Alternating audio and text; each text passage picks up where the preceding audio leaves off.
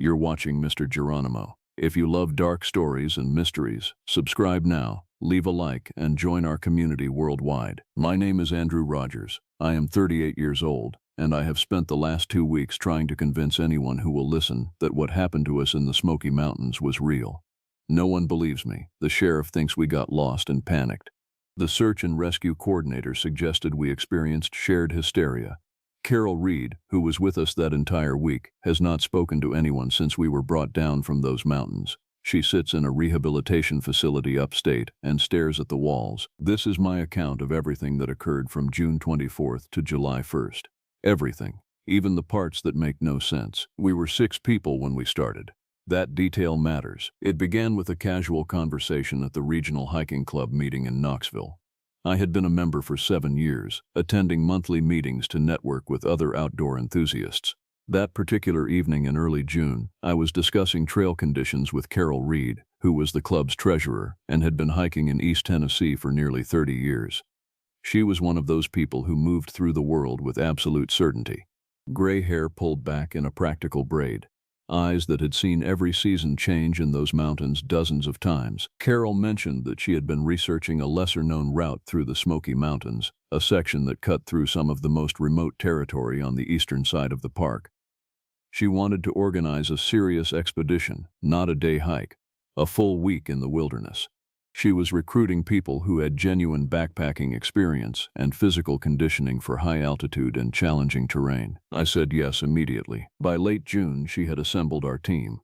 There was Joshua Cook, 67 years old, a retired forest ranger who had worked in the park boundaries for 35 years. He was lean and weathered, with skin like old leather and hands that knew how to read terrain the way most people read books. Kenneth Bell was 59. A former military man who worked in construction and maintained the kind of practical competence that comes from a lifetime of solving problems without complaint. Stephanie Morgan was the youngest besides me at 34. She worked as a physical therapist and had summited peaks across the western United States.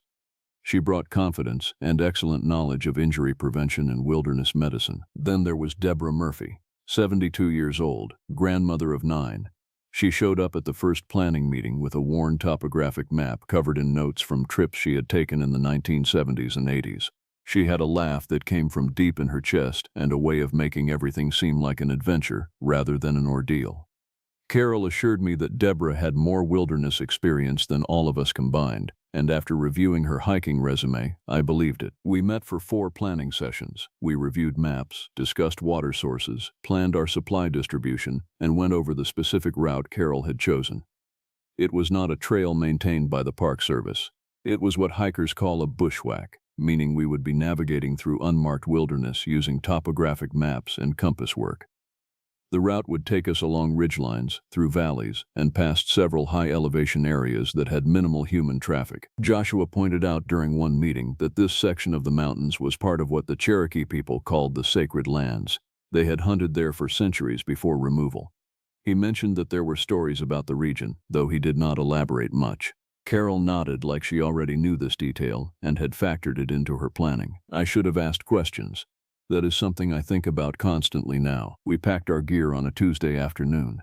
I remember because Carol brought sandwiches to the parking area where we had agreed to meet, and one of them had turkey with cranberry sauce, which was an odd choice for June. Everything was meticulously organized. We each carried a backpack weighing between 45 and 55 pounds. We had divided the group equipment, the cooking supplies, the medical kit, and the emergency communication devices between us. Joshua packed a satellite messenger. Carol brought a conventional compass and 3 backup compasses in different packs in case we lost one. Stephanie carried the medical supplies. Kenneth had the bear canister with our food. Deborah packed most of the water purification tablets and backup water containers. I carried extra maps and the backup power bank for emergencies. It was supposed to be a simple week, a challenging but achievable objective.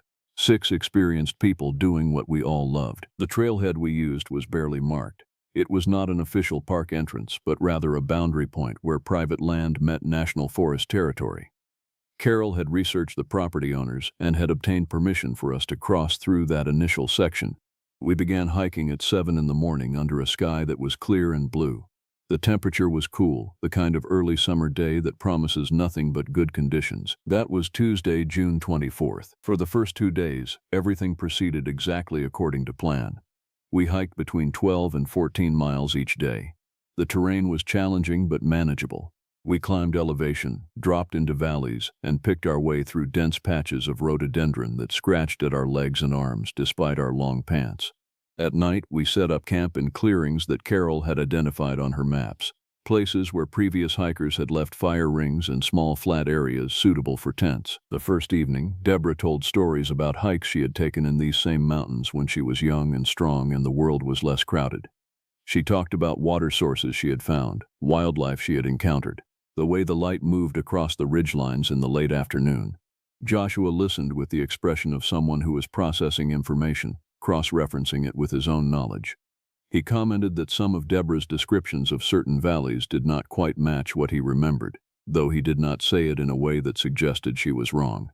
More like the mountains had changed, or perhaps she was remembering from a different time period. Kenneth cooked dinner the first night. He was efficient with the camp stove and our dehydrated meal supplies. Stephanie helped, and the two of them talked about previous expeditions. Carol and I filtered water using the pump and tablets. Joshua sat on a log and watched the tree line, just looking at the darkening forest as the sun moved toward the horizon. That first night, I remembered Deborah asked Joshua if he missed working in the park.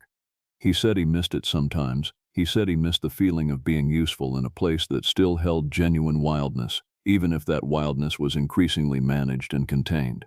He said there were parts of the park where most people never went, places where it still felt like the mountains belonged to something older than human management or convenience. No one pushed the conversation further. We slept in our tents that night. I shared a 2-person tent with Kenneth, while the others had individual shelters or, in Deborah's case, a lightweight bivvy. It rained sometime around midnight, a heavy rain that drummed on the tent fabric and woke me up. I lay there listening to it, aware of Kenneth breathing on the other side of the tent, listening to the sound of water running off the slopes around us. It was soothing in a way I had not expected. Primal, rhythmic. The second day was similar to the first. We made good progress. The weather cleared by mid-morning. Our pace was consistent. We stopped for breaks, ate lunch from our trail supplies, and kept moving. By late afternoon, Carol spotted the clearing where we were supposed to camp that night. It was a good location, on a relatively flat shelf with a water source perhaps a quarter-mile downslope. That evening, Joshua and Deborah sat together after dinner while the rest of us cleaned equipment. I could see them talking quietly, but I could not hear the conversation. Kenneth noticed me watching and made a comment about old folks having old folk things to discuss. He laughed when he said it, but I remember thinking there was something deliberate in the way Joshua and Deborah were positioned, turned slightly away from the rest of us, as if they were conducting a conversation that was private by default. When they finished talking, Deborah looked unsettled in a way I had not seen before. Her usual expression of amusement and confidence had shifted into something more guarded. Joshua went to filter water, and Deborah sat with Carol for a while, the two women exchanging words that were too quiet for me to hear. That night, I asked Kenneth if he had noticed anything odd. He said everyone was probably getting tired from the hiking. He said that high elevation and physical exertion did things to people's temperaments. He said I should try to sleep. I did try to sleep. I was not successful. Instead, I lay in my tent and listened to the mountain sounds, wind in the trees, the movement of animals in the darkness beyond our camp, things I could not identify moving through the understory. Twice I distinctly heard what sounded like vocalizations, not animal sounds I recognized. More like the mountain itself was making noises, or like something in the mountain was trying to produce sounds that resembled human speech without quite succeeding. Around 3 in the morning, I heard Deborah get up and move around outside the camp. I could see her silhouette against the faint light from her headlamp. She walked to the perimeter of our clearing and stood there looking into the woods. She stayed there for perhaps 10 minutes. Then she turned off her light and walked back to her bivvy. She did not go to sleep. I could see her sitting there, just sitting in the darkness, looking out at the tree line. Thursday morning came. We ate breakfast. We broke camp. We began hiking again. The third day changed everything. Carol had planned for us to reach a high ridge by late afternoon, and from there we would have views across the valley systems that made up the interior of this section of the Smoky Mountains. The climb to get there was steep, nearly 2,000 feet of elevation gain compressed into about 5 miles of hiking. It was going to be challenging, which we all knew and had accepted. We started with good energy. The morning was cool and clear. The trail we were following, such as it was, cut through thick forest and climbed steadily. We stopped to rest and drink water every couple of hours. By midday, we had covered about 4 miles and gained most of that elevation. The forest around us had changed. We had moved into a higher altitude ecosystem. The trees were smaller and more closely spaced. The underbrush was different. The light seemed to move through the canopy in altered ways. It was around 1 o'clock when we found the first marker. Kenneth spotted it. A stone cairn, roughly constructed from rocks that had been stacked in a vaguely pyramidal shape. It was placed directly on our route, right where our map indicated the trail should be. Carol stopped and examined it. Joshua joined her. The cairn was not recent. The stones were weathered and moss-covered. It had been sitting there for years. Joshua said he did not recognize it from his days working in the park. Carol said that local hikers sometimes built these as navigation markers on unmaintained routes. Deborah said nothing, but she moved away from the cairn to examine the surrounding forest. We continued hiking. Within a mile, we found another cairn, and then another, 15 minutes of hiking later. Whoever had built these markers had been building them for a very long time, or someone was maintaining them with surprising regularity. Around 2:30, Stephanie pointed out what she called a dwelling structure. It was barely recognizable as such, hidden in a shallow overhang created by a massive tilted rock shelf. Someone had arranged stones into what might have been a semi-permanent shelter, centuries ago based on the weathering patterns. There was a cleared space around it. There was evidence that fires had been lit there. Carol said it was probably from the 1700s or earlier. Cherokee settlements and hunting camps, she thought, or perhaps earlier indigenous peoples. Joshua walked around it slowly, examining everything carefully. He said nothing. We kept moving because we were on a schedule, and the sun was moving across the sky with increasing velocity. By 4 o'clock, we had reached the ridgeline that Carol had identified as our destination for that day. The views were spectacular and terrible in equal measure. Looking east and north, we could see ridge after ridge layering into the distance, all of it forested, all of it appearing utterly empty of human habitation. It was beautiful, and it was alien, and it was wrong in a way that was hard to articulate. The clearing where we were supposed to camp was marked on Carol's map as a bald, a natural opening without trees that was common in these mountains. It existed. We found it. It was roughly circular, about 50 yards in diameter, with grass and low brush rather than the towering trees that surrounded it on all sides. As we set up camp, I noticed that Deborah kept looking at the surrounding tree line. Not in the casual way that hikers observe their environment, but with focus and something that looked like concern. Carol noticed it too. She asked Deborah if something was wrong. Deborah said that the bald did not smell right. Kenneth laughed and asked what a bald was supposed to smell like. He was using humor to deflect whatever tension had started to build in our group. Deborah did not laugh back. She said that this place smelled wrong because something had been marking it. She said that when you spent as much time in wilderness as she had, you learned to read these signs: the way plants were broken, the scat of animals, the urine marks on the trees, the way the very air of a place could be altered by regular occupation. Joshua asked her to show him what she meant. Together they walked the perimeter of the clearing. I could see Joshua nodding at various things Deborah was pointing out. His expression grew incrementally more serious as they examined the evidence. When they returned to where we were setting up the tents, Joshua said he agreed with Deborah. This clearing was being used regularly by something large. Kenneth said that bears used these kinds of openings. Elk, deer, large herbivores. Joshua said that the marking pattern was different from herbivore activity. He said it was more consistent with a territorial animal. He said the scat samples he had seen suggested something omnivorous and large, something with a digestive system designed to process a varied diet. The conversation felt dangerous in a way that conversations about animals should not feel dangerous. It was not the fear that comes from learning you might encounter a dangerous predator. It was something else. It was the discomfort that comes from realizing you have missed something important and that missing it might have consequences. Carol decided to move our camp. She did not present it as a question or a debate. She said we would relocate to an area she had identified on the map, a smaller clearing about a mile west, still elevated but more isolated from this particular location. Repacking took perhaps 30 minutes. We had barely begun unpacking when we had to pack again, but no one complained. Even Kenneth, who I had pegged as the type who would argue about changing plans, simply started stuffing his gear back into his backpack. The hike to the new location took longer than Carol's estimate because the terrain between the two clearings was genuinely difficult.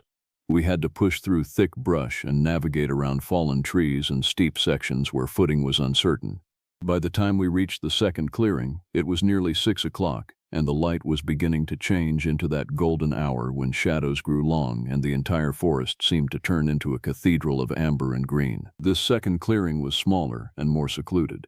It was surrounded on 3 sides by thick forest and on the 4th by a slight slope that dropped into a valley. Carol said this was better. This was more defensible. I remember being struck by that word choice. Defensible. We were not at war with anything. We were hikers on a camping trip. Yet the word seemed to belong to the situation in a way that made absolute sense. We set up camp quickly and efficiently. We built no fire that evening despite the cool temperature. We ate cold food from our supplies and drank water that Stephanie had purified using the pump and chlorine tablets. She had filled extra containers because Kenneth suggested that we might want to have drinking water readily available during the night. No one asked why. As darkness descended, we sat in a loose circle, our headlamps creating small islands of light in the enormous darkness surrounding us. Joshua pulled out a notebook where he kept records of wildlife he had encountered during his years working in the park. He began describing creatures that lived in these mountains. Black bears, mountain lions, though he said those had been extirpated for nearly 100 years. Elk that had been reintroduced. Wolves that might be starting to migrate back into the region, though officially they had not been present for centuries. Then he began talking about other creatures, animals that were not part of the official inventory of fauna, animals that the indigenous peoples who had lived in these mountains for thousands of years understood as real, as dangerous, as something that required respect and specific protocols when encountered. Deborah added details to his account. She talked about stories she had heard when she was young, some of them from local people who still maintained connections to that older knowledge. She talked about the unforgettable, which she pronounced with the Cherokee language inflection. She said the name meant the little people. She said they were not the cute figures from modern illustrations and children's stories. She said they were something else entirely. Carol asked her to explain. Deborah said that the unforgettable were territorial creatures that inhabited certain places in the mountain ranges of the southeast. They were described in the old stories as small in stature, never more than 3 feet tall, but extremely strong and aggressive if they felt their space had been invaded. They were said to mark their territory with elaborate systems of cairns and stone structures. They were known to steal from travelers. They were known to lure people away from established trails. They were known, in some of the older stories, to kill those who insisted on passing through their spaces. Kenneth made a comment about this being campfire ghost stories, nothing more. Joshua said that sometimes campfire ghost stories emerged from observations of reality filtered through cultural understanding. He said that did not make them less true in an important sense. He said that if people across generations and geographic regions reported encountering the same entity with consistent descriptions and behaviors, it was possible that something real was being described, even if the current scientific paradigm did not have a classification for it. Stephanie asked him if he had ever encountered anything like what Deborah was describing. Joshua took a long pause before answering. He said that during his years with the Forest Service, he had investigated several incidents in the park that involved hikers becoming disoriented and separated from their groups. Most of them had found their way back or had been located by search and rescue. But a few of them described things that did not fit any conventional animal encounter. They described being led away from landmarks they remembered. They described trails appearing and disappearing. They described sounds that seemed almost intentional in their mimicry of human speech. One hiker, he said, had reported being pelted with stones while hiking alone on a remote section of the park boundary. The stones seemed to be coming from all directions simultaneously, which was impossible from a conventional standpoint. The hiker said they were small stones, gravel-sized, but they struck with enough force to leave bruises. When the hiker ran, the stoning stopped. When the hiker tried to investigate the source, it started again. The incident lasted perhaps 10 minutes before stopping completely. Joshua said he had filed a report about it. He said the official explanation was wind dislodging rocks from a slope above the hiker, even though the hiker had insisted the stones were too small and too numerous to come from a natural rockfall. Deborah said that what Joshua was describing was consistent with the behavior patterns attributed to the unforgettable in the old stories. She said they were known for throwing stones. She said they were known for manipulating the perceptions of travelers. The conversation continued for another hour. The more we talked, the more details emerged.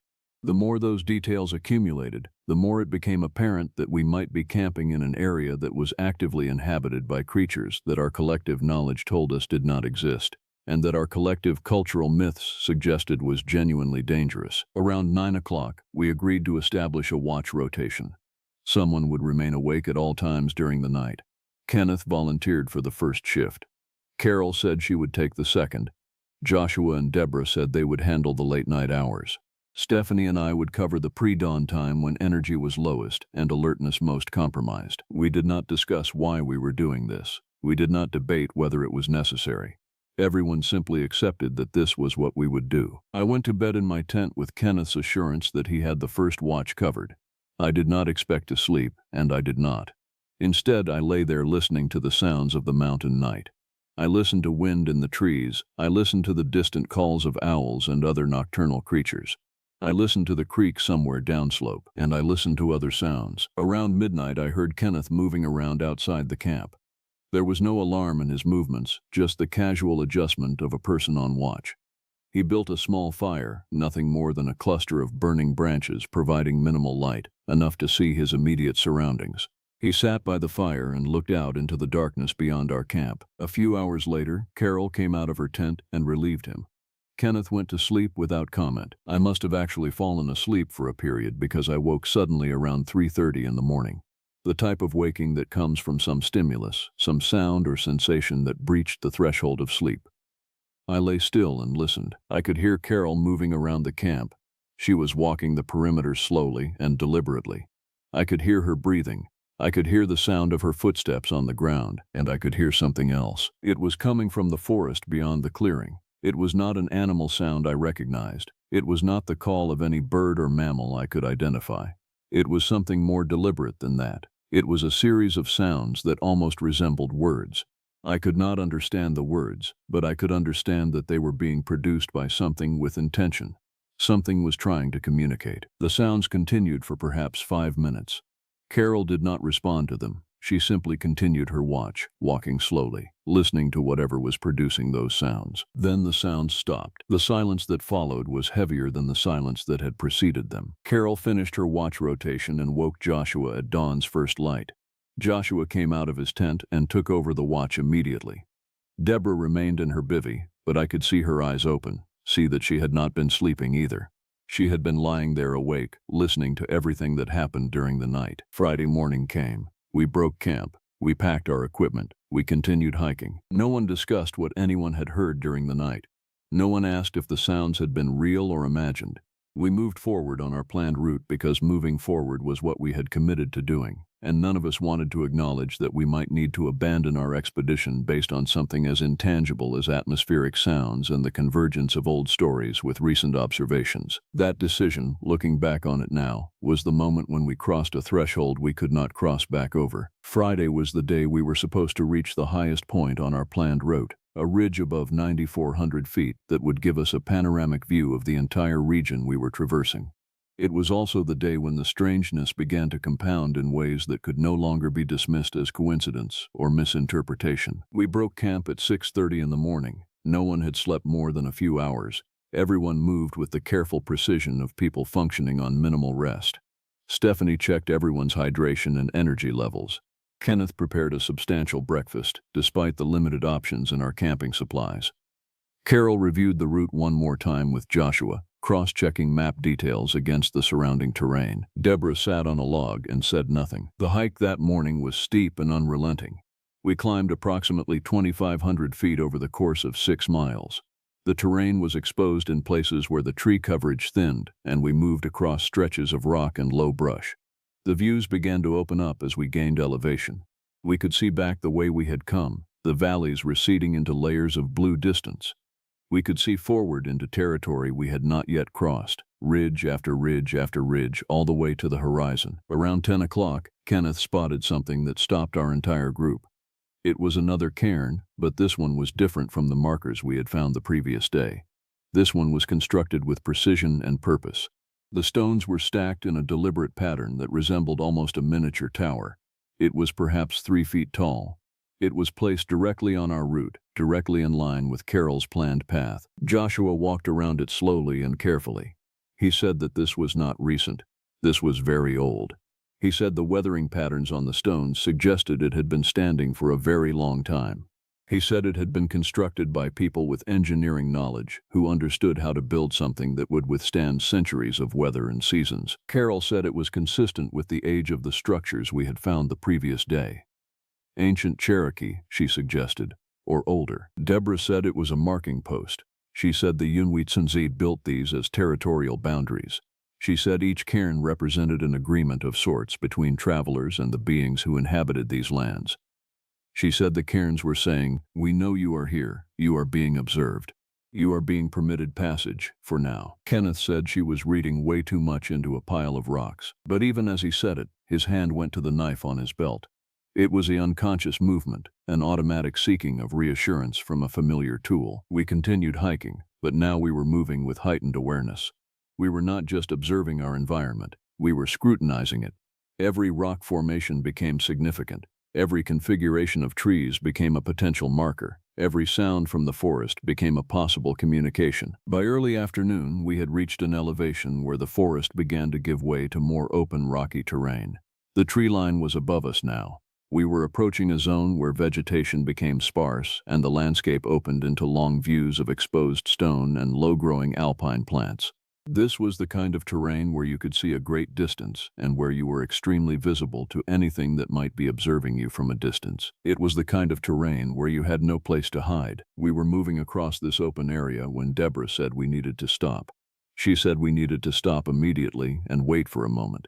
Carol called a halt.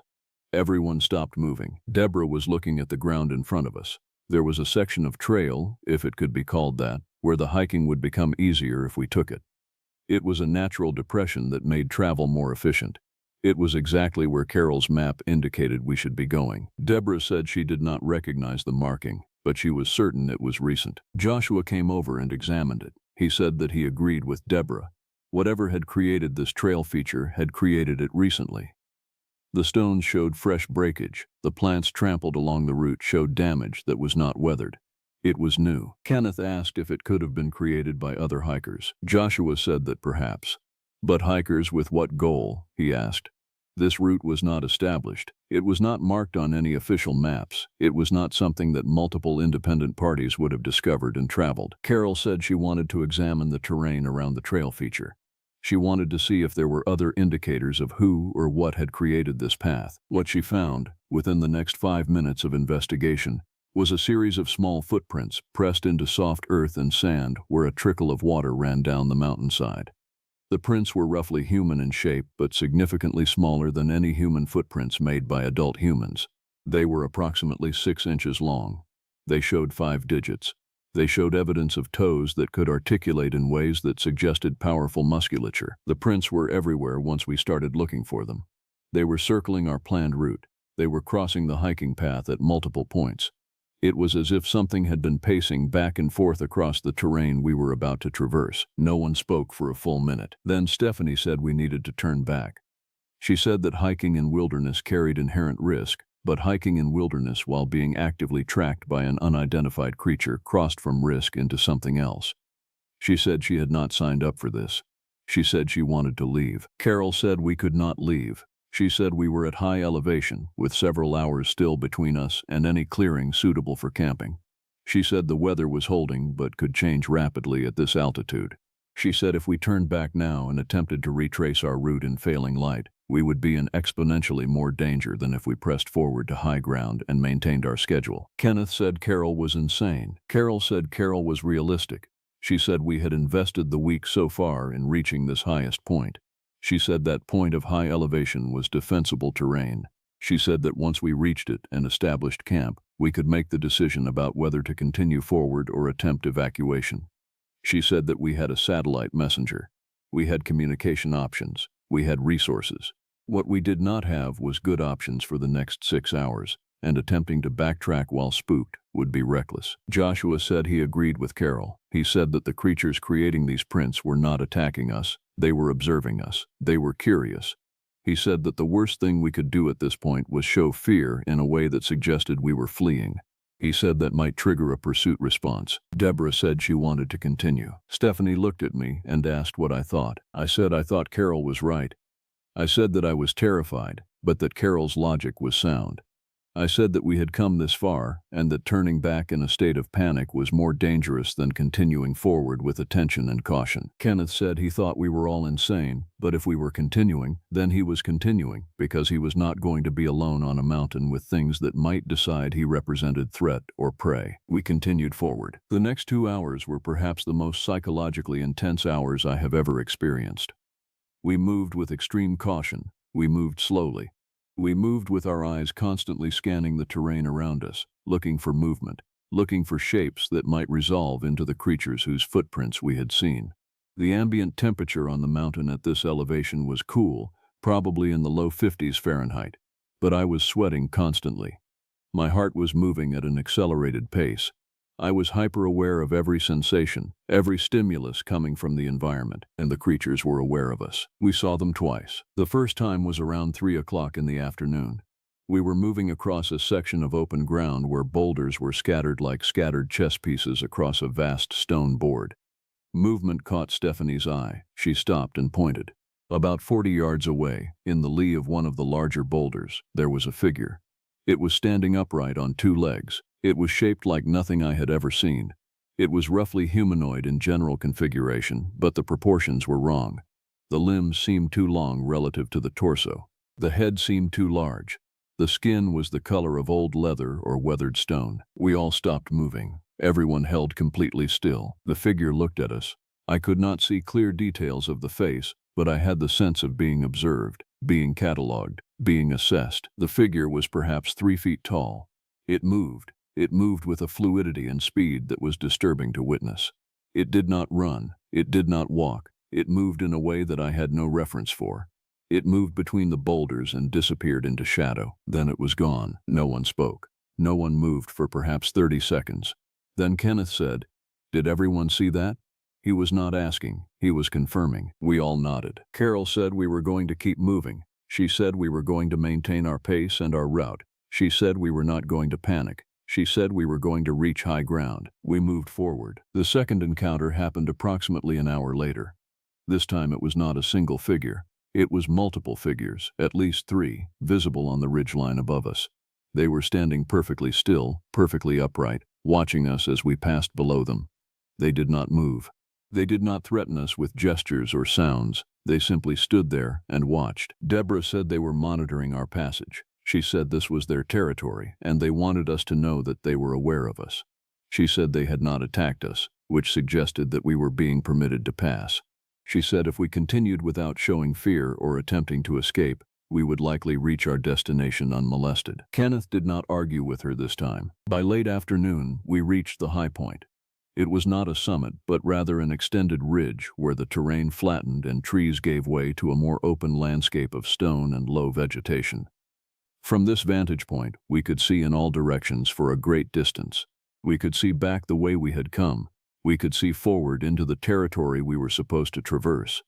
We could see down into valleys where smoke might indicate human habitation, though in this remote area there was no smoke. There was no sign of any human presence at all. We had passed beyond the borders of the inhabited world. We had entered territory that belonged to something else. We established camp on a relatively flat section of the ridge. The wind at this elevation was constant and strong enough that it provided some comfort. Anything approaching us would have to move across terrain where it would be visible from some angle. We positioned our camp with that consideration in mind. We did not use a fire. We ate cold food. We filled our water containers from a small spring that trickled from between rocks. As the sun began to set, the temperature dropped rapidly. It was probably around 45 Fahrenheit by the time darkness became complete. We had brought clothing suitable for this, but the cold was not just temperature, it was a presence. It was the cold that comes from being at very high elevation in remote territory where human beings are not meant to be. We established the watch rotation again. Kenneth took the first shift, Carol took the second, Joshua and Deborah took the late night. Stephanie and I would cover the pre-dawn hours. I lay in my tent and tried to prepare myself for what the night might bring. I was exhausted. I was terrified. I was hyper-aware that I was a soft, fragile creature made of water and carbon, wrapped in fabric and nylon, lying in territory that belonged to beings whose nature and capabilities I did not understand. Around 1 in the morning, something happened that changed the fundamental nature of our situation. Carol, who was on watch, came to my tent and woke me. She did this quietly and deliberately. She leaned near my face and whispered that I needed to get Kenneth and Joshua and Deborah. She needed everyone awake and alert but calm. She needed this to happen now. I woke Kenneth, who was in the tent adjacent to mine. I got Joshua from his tent. I got Deborah from her bivvy. Stephanie was already awake, apparently having heard movement and anticipated that something was happening. Carol brought us together near the small cleared area at the center of our camp. In the dim light from headlamps kept at minimum setting, I could see that something was surrounding our camp. Not surrounding in a traditional sense.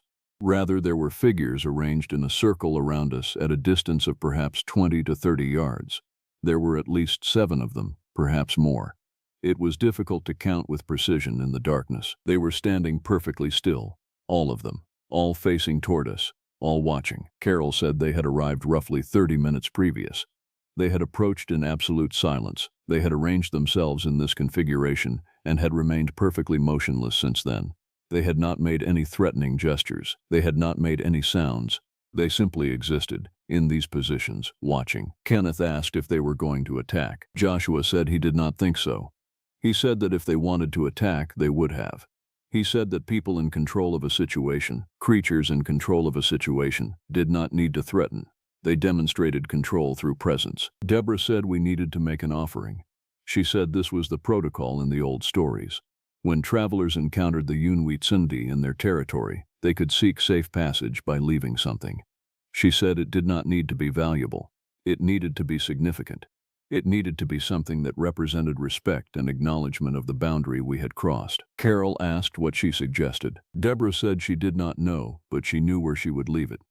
She said there was a natural rock depression about 20 feet from camp, in the direction of the creatures. She said she could place something there. She said the creatures would understand. I asked her what she was planning to leave. She said she did not know yet. She said she would know when it was time. Deborah stood up. She moved toward the edge of our camp. Carol grabbed her arm and told her to wait. Carol asked if this was genuinely necessary. She asked if Deborah understood the risk she was taking. Deborah said the risk of staying as we were was higher. She said these creatures were intelligent. They were communicating something through their presence. They were testing us. She said an offering would demonstrate that we understood we were in their territory. It would demonstrate respect. It would likely result in safe passage. Carol released her arm. Deborah walked out of the camp. She walked toward the creatures with no hesitation and no apparent fear. She walked past several of the figures which did not move or attempt to intercept her. She walked to the rock formation and stopped. She stood there for perhaps 2 minutes. Then she did something that I did not see clearly but understood had involved removing something from her pack and placing it in the rock depression. She turned around. She walked back toward us. The creatures that she passed did not react to her presence in any observable way. When she reached camp, she said it was done. She said the offering had been made. She said we needed to wait now to see how they would respond. We waited. The creatures remained in position for another hour. Then, as if a signal had passed among them that we could not perceive, they began to move. They moved away from our camp, back into the darkness and the surrounding terrain. They moved with that same fluid quality I had observed earlier. Within 5 minutes, all of them had vanished into the night. The sense of being observed, the pressure of their attention, dissipated like a fog burning off under morning sun. But something had fundamentally changed. We had passed a threshold. We had acknowledged their presence. We had accepted our status as guests in their territory. We had demonstrated that we understood the hierarchy of this place and our position within it. The rest of the night passed without event, but none of us slept. We sat together in the center of our camp and waited for the sun to rise. Saturday morning came. The sun appeared on the horizon and turned the landscape from blue-gray to gold and red and orange. We looked like people who had been through something significant. We looked like people who had aged several years overnight, though only a few hours had passed. Carol asked what we wanted to do. Joshua said he wanted to know what Deborah had left as an offering. He said he wanted to understand the protocol she had invoked. Deborah took a long time before responding. She said she had left something precious to her. She said she had left a photograph. She said the photograph was of her grandson, taken when he was 7 years old. She said she had been carrying it for 12 years. She said she could not have made the offering without giving something that truly mattered to her. I asked why she had not simply left food or water or something from the supplies. Deborah said because food and water were common things. She said the offering needed to mean something to us, not to them. She said the creatures needed to know that we understood the significance of the territory they guarded. She said she needed to know it herself. The conversation faded after that. No one knew what to say. No one knew what to do with the knowledge of what Deborah had sacrificed, or why, or whether it had been wisdom or self-destructive behavior. Carol said we needed to decide whether to continue or whether to activate the satellite messenger and request evacuation. She said it was our choice. She said she would support whatever the group decided. Kenneth said he had had enough. He said he wanted to leave. He said this had gone beyond adventure into something else, and he did not want any part of something else. Stephanie agreed with Kenneth. She said we had had an encounter with an unknown creature or creatures. She said no scientific knowledge existed about them.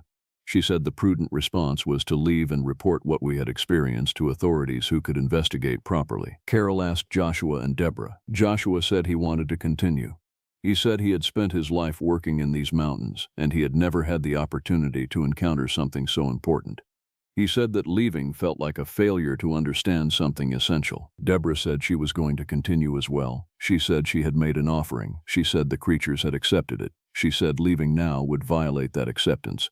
She said she was committed to seeing this through. Carol said she was going to continue as well. Then there was the matter of what Kenneth and Stephanie would do. Kenneth said if 4 of us were staying, he was not going to be alone on the mountain trying to hike out solo. He said if the rest of us were insane, then he would go insane with us. Stephanie took longer to decide. She sat on a rock and looked at the landscape surrounding us and considered her options. Finally, she said she would stay. She said she would likely come to regret this decision, but she would stay. We had 6 people when we began this journey. After Saturday morning, we still had 6 people, but something fundamental had changed in our group. There was no longer any illusion that we were simply hiking. We were something else now. We were participants in an encounter that we did not fully understand, with creatures that did not operate by rules we had been taught to expect. We broke camp around 9 in the morning. We repacked our equipment. We consulted the maps. We reviewed the route that was supposed to take us out of these mountains by Wednesday. Carol said if we maintained schedule, we would have 2 more nights in high territory before we began descending into more civilized areas. 2 more nights seemed impossible. 2 more nights seemed like a long time to sustain the state of alert awareness that was currently running through all of our nervous systems. But we had committed. We had made an offering. We had been permitted passage. We began hiking. The descent that we were supposed to undertake was supposed to begin on Sunday. That was the plan. We were to reach a saddle point between 2 high peaks, and from there the route would gradually lead us downward into valleys that would eventually connect with established trails and areas with more human infrastructure. But Sunday did not go as planned. Saturday afternoon, after we had hiked for approximately 6 hours from our high camp, we were moving through terrain that was becoming increasingly difficult to navigate. The elevation was dropping, but the forest was growing denser. The understory vegetation was thicker. The visibility was limited to perhaps 30 or 40 feet in most directions. We were moving through a landscape where sound and sight were increasingly constrained. That was when we realized we were lost. It was not the kind of lost that involves immediate panic.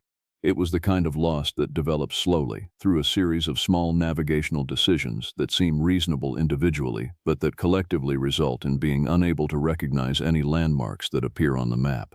We consulted the map. We checked the compass. We tried to identify our position based on the terrain features around us. Nothing matched what Carol had indicated we should be seeing. Carol said she wanted to climb to higher ground to get a better view of the surrounding landscape. She wanted to orient herself properly before continuing.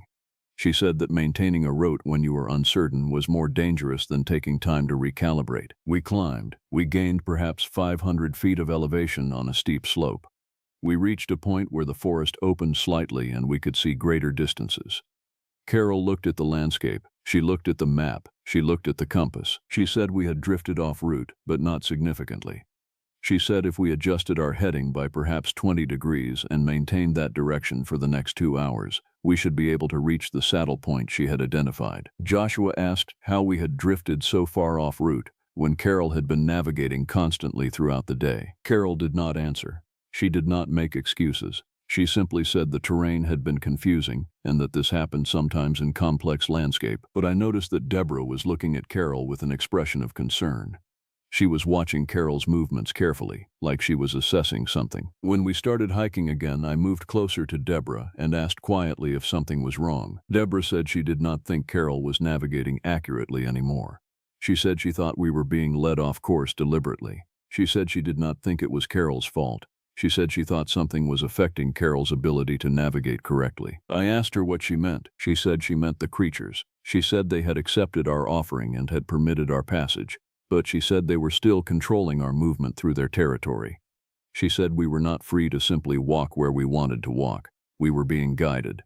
Whether that guidance was toward our destination or toward somewhere else, she could not say. I asked her if we should tell Carol and the others about her concerns. Deborah said no. She said it would only cause panic. She said we would follow Carol's lead and see where it took us. She said that if the creatures were truly guiding us, then they had a destination in mind. We hiked for the rest of Saturday afternoon with this knowledge sitting heavy in my consciousness.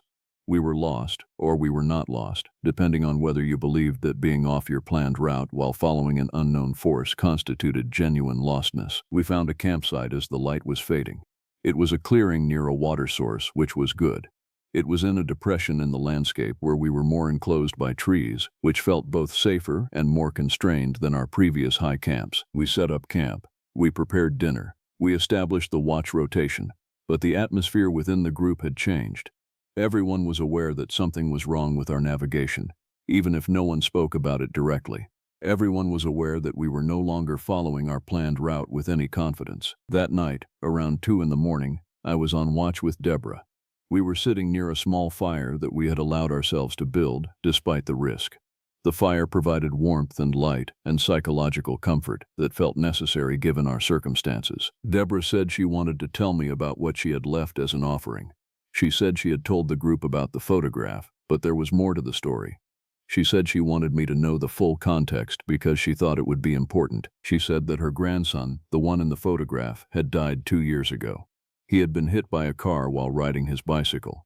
He had been 7 years old in the photograph.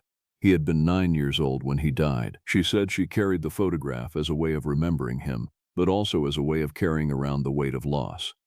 She said that every time she looked at it, she felt the grief fresh and complete. She said that leaving the photograph in the rock formation was an act of letting go. She said it was saying, "I see your power. I understand that some things are beyond my control. I am willing to release what I love most in order to move forward." I asked her if she thought the creatures understood the significance of what she was leaving. Deborah said she did not know. She said they might not have understood the human dimensions of loss. They might have simply recognized an offering and accepted it as a token of respect. But she said the act of making the offering, regardless of how the creatures perceived it, had changed something in her. It had shifted her relationship to the journey. It had made her less a person simply trying to complete a hiking objective and more a person who was engaging with something older and stranger and more important than personal accomplishment. We sat in silence for a while after that. The fire crackled. The forest sounds continued around us.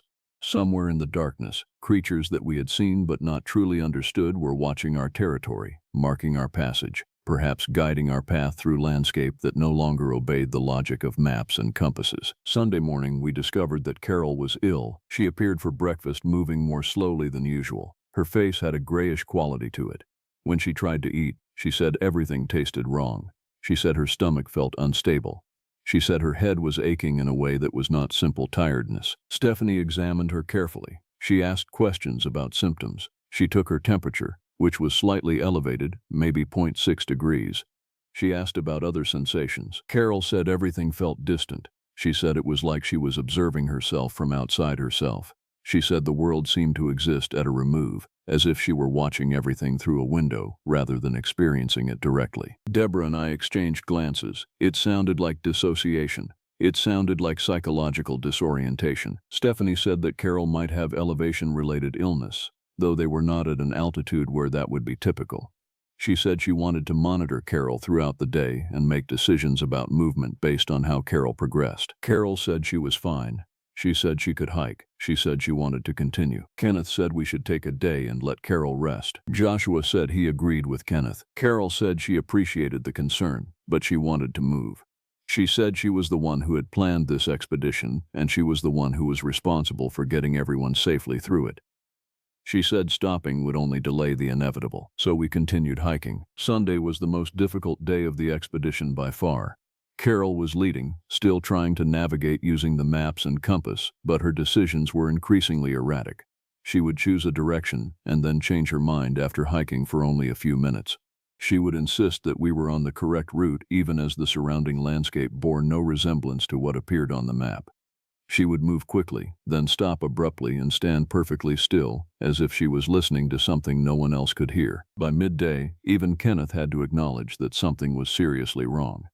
Carol was not simply tired or slightly ill. Carol was experiencing something that resembled psychological breakdown or a significant medical emergency. Stephanie approached Carol and said that they needed to establish camp immediately.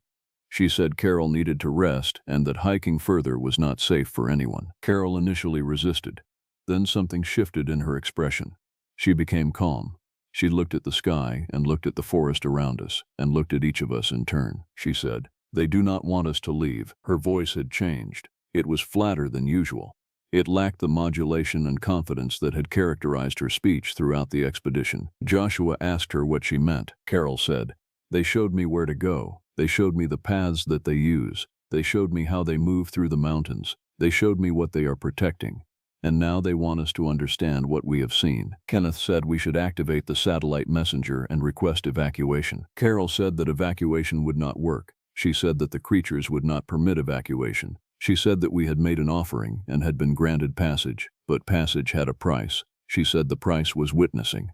She said we had been allowed to see their territory and their markings and their presence because we were going to carry that knowledge back to the human world. That was the agreement. That was the trade. Deborah asked if Carol was speaking from her own knowledge or if Carol was relaying something the creatures had communicated. Carol said she was not certain anymore where the boundary was between her own thoughts and other thoughts that had entered her mind. We established camp in that location, though establishing a camp seemed almost meaningless by that point. Carol was not in a state to assist with camp setup.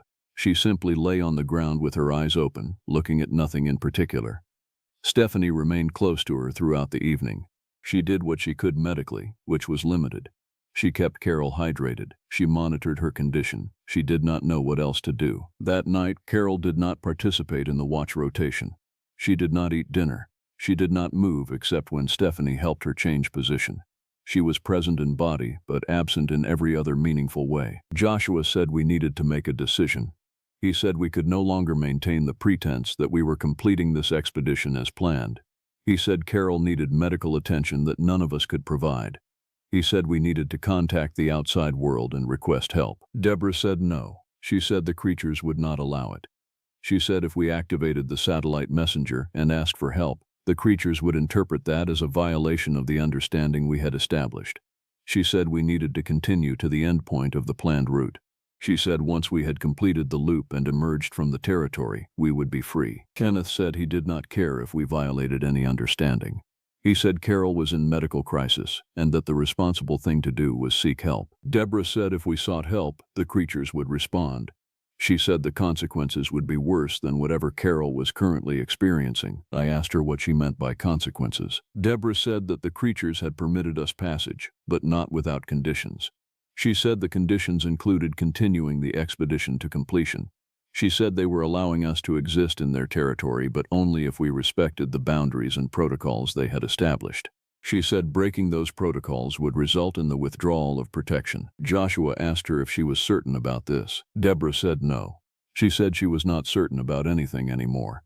She said but she had read the old stories carefully, and she understood what they said about the Unwitsunsti. They were territorial, they were intelligent, they were capable of incredible cruelty when their rules were violated.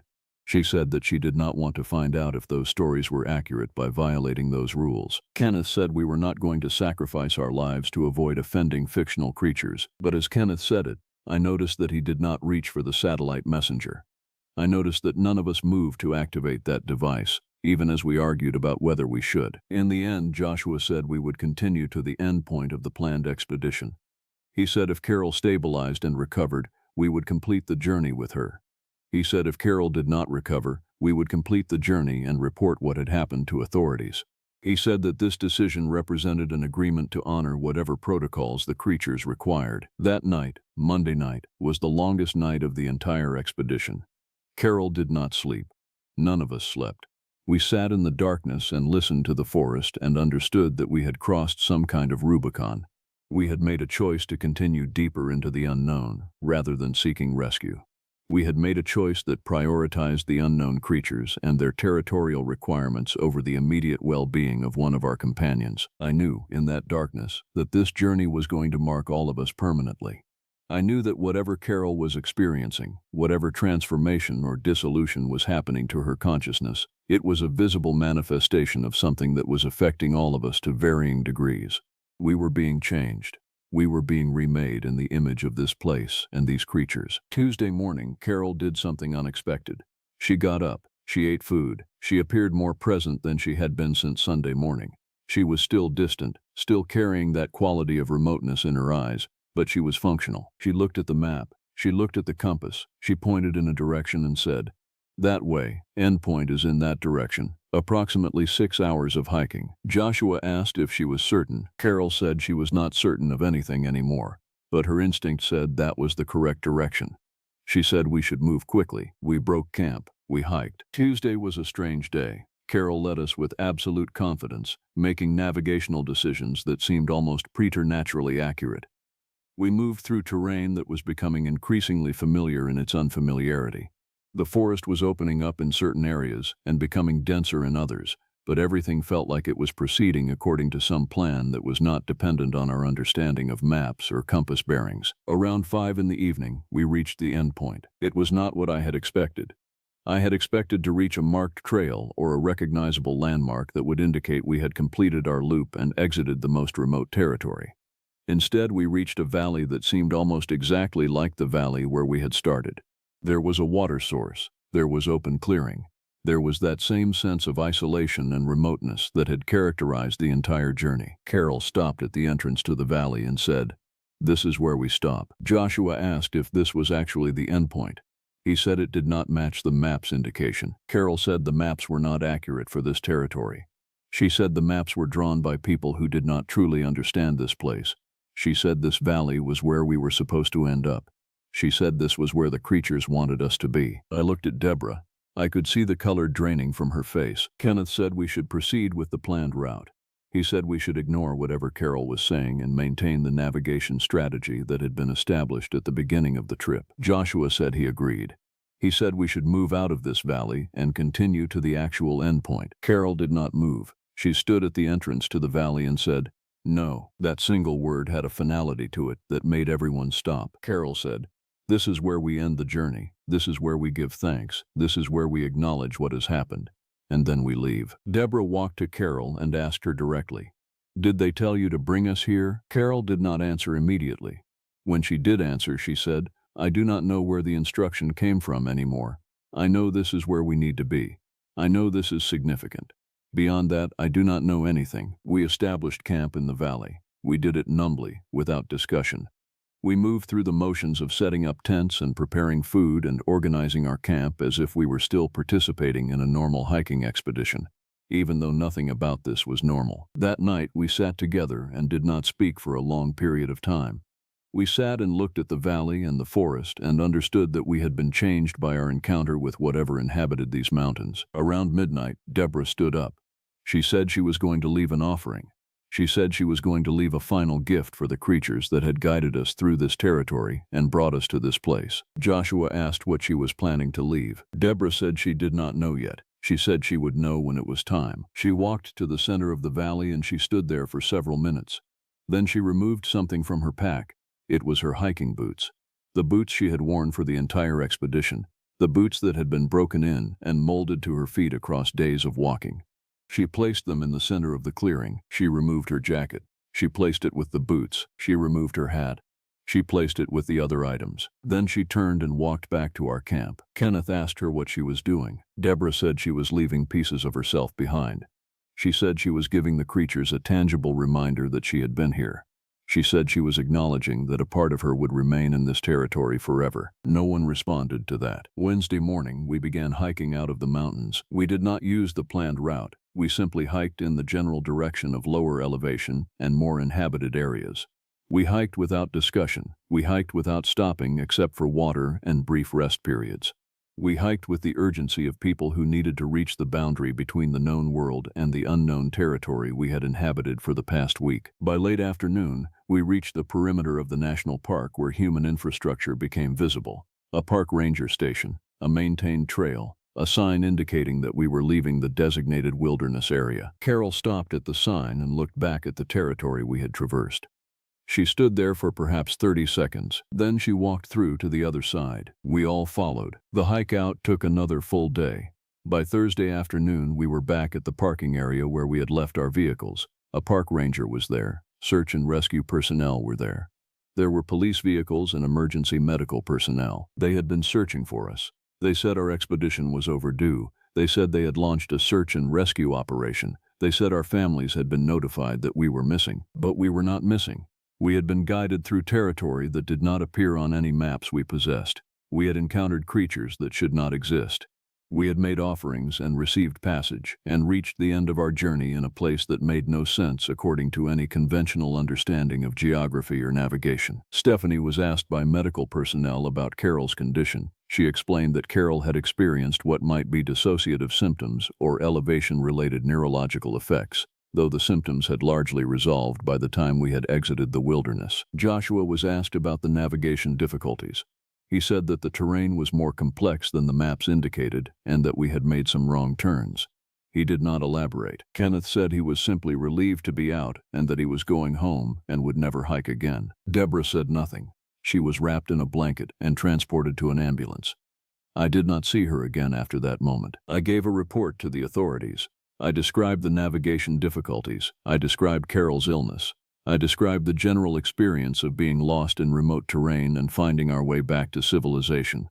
I did not describe the footprints. I did not describe the creatures.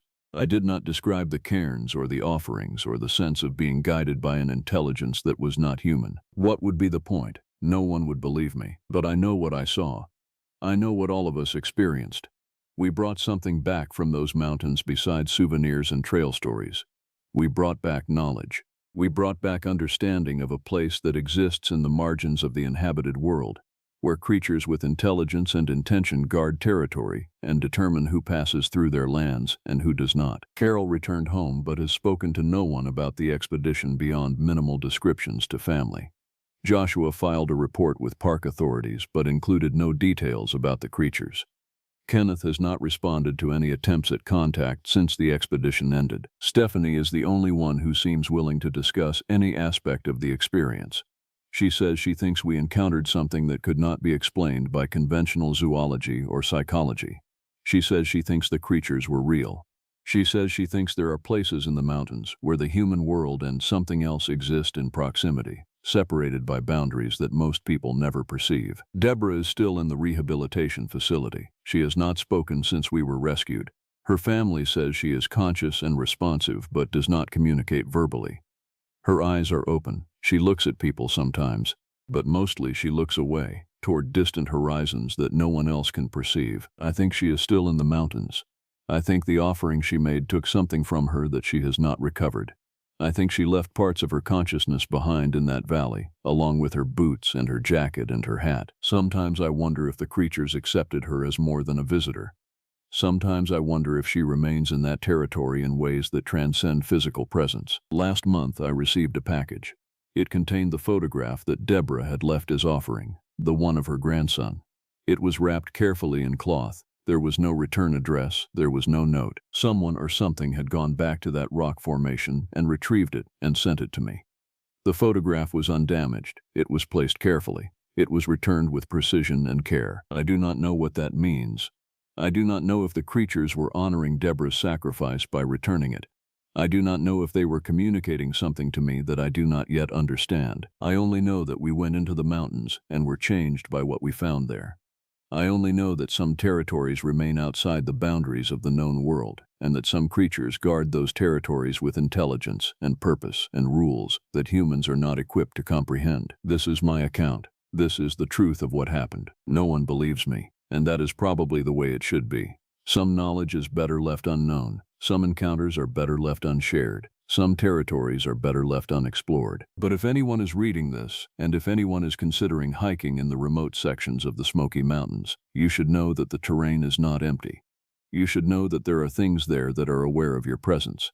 You should know that there are rules and protocols and boundaries that you must respect. Most importantly, you should know that if something shows you cairns in the shape of towers, if you find footprints that are smaller than human footprints but shaped like hands, if you hear vocalizations that almost sound like language, if you feel the sense of being observed by an intelligence that is not hostile but is absolutely not human, then you should leave immediately. Do not make offerings. Do not attempt to understand. Do not presume that you are an explorer in an uninhabited wilderness, because the wilderness is inhabited, and the inhabitants do not welcome human understanding. They welcome only respect and distance and the acknowledgement that some territories belong to things older and stranger and more powerful than humanity. My name is Andrew Rogers. I am telling you this because someone needs to know. Someone needs to understand that the mountains are not empty and that some journeys never truly end. My name is Timothy Bailey. I am 44 years old, and I work as a trail guide and wilderness consultant in the Appalachian region. What I am about to tell you happened during the second week of July, and I have waited 3 years before recording these events. Even now, my hands shake as I speak into this recorder. I need people to know what happened to our group. I need someone to understand that not everything in these mountains can be explained away as coincidence or misfortune. The trip was supposed to be simple. 6 of us had organized a hiking expedition into the remote sections of the Cumberland Plateau.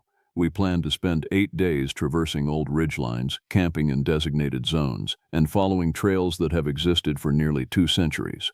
The group consisted of myself, Amy Rivera, who is a landscape photographer, and my partner of 5 years, Frank Cooper, an elderly man of 76, who had been hiking these mountains since childhood, Melissa Richardson, a university educator with a background in regional folklore, Scott Cox, a retired park ranger, and Rachel Howard, a nurse practitioner who accompanied us for the wellness benefits of wilderness exposure. I had planned this route meticulously. The topography charts were spread across my kitchen table for weeks. I had traced our proposed path with a red marker, checking water sources, identifying shelter locations, and marking potential hazards. We would enter through Ravens Gate Pass, follow the ridge system for 4 days, then descend into Whisper Hollow for our final 2 days before exiting near the old mining road. It was a route I had walked myself 17 times. I knew every switchback, every stone outcrop, every place where the forest grew so thick that noon felt like dusk. We departed on a Saturday morning at 5 o'clock. The weather was clear, and the temperature hovered in the low 60s. All of us were experienced hikers. No one in our party was attempting this for the novelty or to prove anything. We carried proper equipment, we had emergency supplies, and we understood the risks of remote wilderness travel. Scott brought satellite communication devices. Melissa carried multiple field guides. Frank had his experience, which was perhaps worth more than any piece of equipment we could purchase. The first 3 days were uneventful. Beautiful, actually. We made good time. Amy collected photographs of sunrise light breaking through the canopy layers. Melissa took detailed notes about local plant species and made observations about how the ridge system's shape matched descriptions in centuries-old Appalachian settler journals. Frank told stories about his grandfather's hunting expeditions in these same mountains. The evenings were cool and comfortable. We sat around small campfires and talked about our lives in ways we rarely did in our normal routines. On the 4th day, something shifted. We were hiking through a section of old-growth forest on the northwestern face of the plateau. The trees in this area are enormous, some of them exceeding 400 years in age. The canopy is so dense that the forest floor remains in perpetual shadow. Moss covers everything: the ground, the fallen logs, the stone outcrops.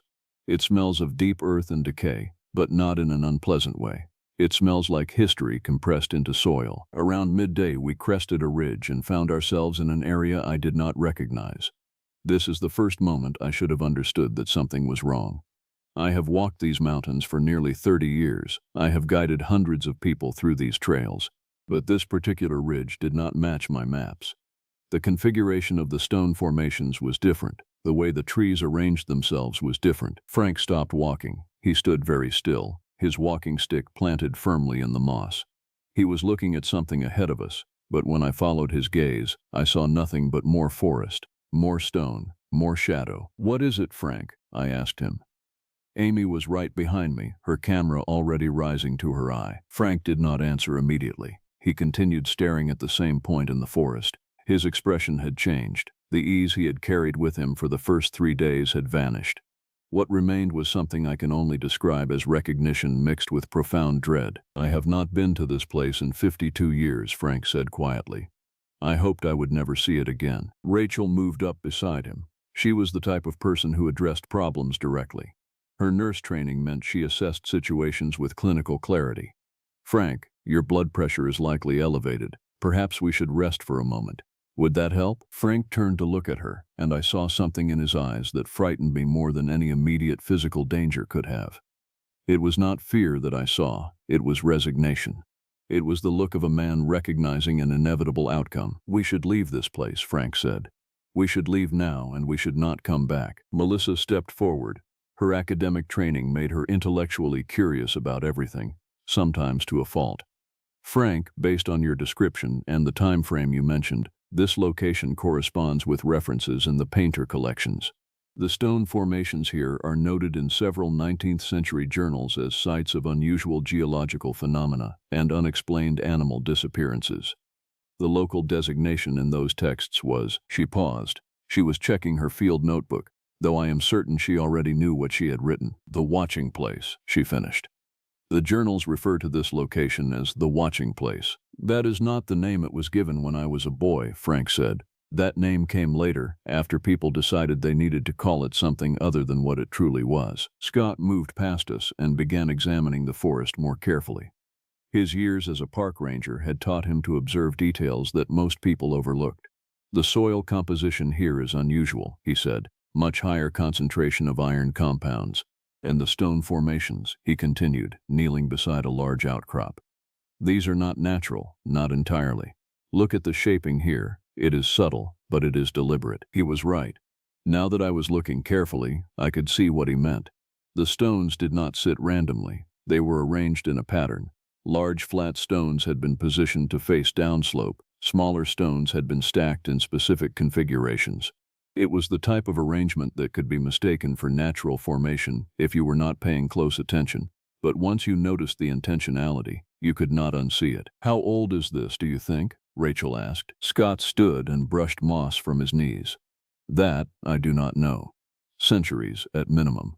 Possibly much longer." Amy was taking photographs now, moving between the stone formations and capturing the spatial relationships.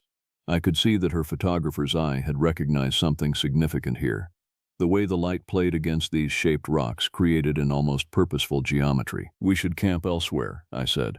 "It is only 3 o'clock, but we can reach the secondary ridge system before dark. There is good water access there and open ground for tents." No one objected. We adjusted our route and moved northeast, away from the arranged stones. But as we walked, I noticed that Frank kept turning to look behind us. He was watching something. Or perhaps he was listening. I am not certain which. That night, we camped at the secondary site I had suggested. The location was acceptable, but not ideal.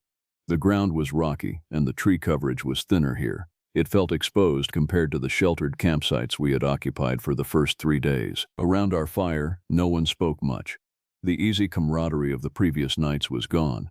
Instead, we sat in a tension that seemed to thicken as darkness deepened around us. Only Frank seemed calm, and his calmness was the worst part. It was the calmness of a man at peace with approaching harm. Finally, Melissa asked the question that all of us were thinking. "Frank, what did you mean earlier? What happened to you in this place 52 years ago?" Frank stared into the fire, flames reflected in his eyes, and for a moment he looked like someone I had never met before. "I was 18 years old," he said. "There were 4 of us, myself, my cousin David, and 2 young women named Eleanor and Catherine. We came up here in June, thinking we were trespassing into forbidden territory. Young people do foolish things. We thought we were brave." He paused. He reached for his water bottle with a hand that trembled slightly. "We found the stones. We were drawn to them, though none of us could explain why. It was like standing in a current in a river. We were not deciding to move toward them. The movement was simply happening. We found ourselves at that place, the watching place, and we made a mistake." "What mistake?" Rachel asked gently, using the tone of voice she reserved for patients in distress. "We stayed there too long," Frank said. "As the sun began to set, we realized we should leave. But by that point, the shadows had become wrong. The light was behaving strangely. The trees seemed closer together than they had been. The path we had used to arrive no longer existed in the location where we expected it." "This sounds like disorientation in an unfamiliar environment," Scott said. "In deep forest, especially as light conditions change, spatial confusion is common. It happened to me years ago in the Smokies." Frank shook his head.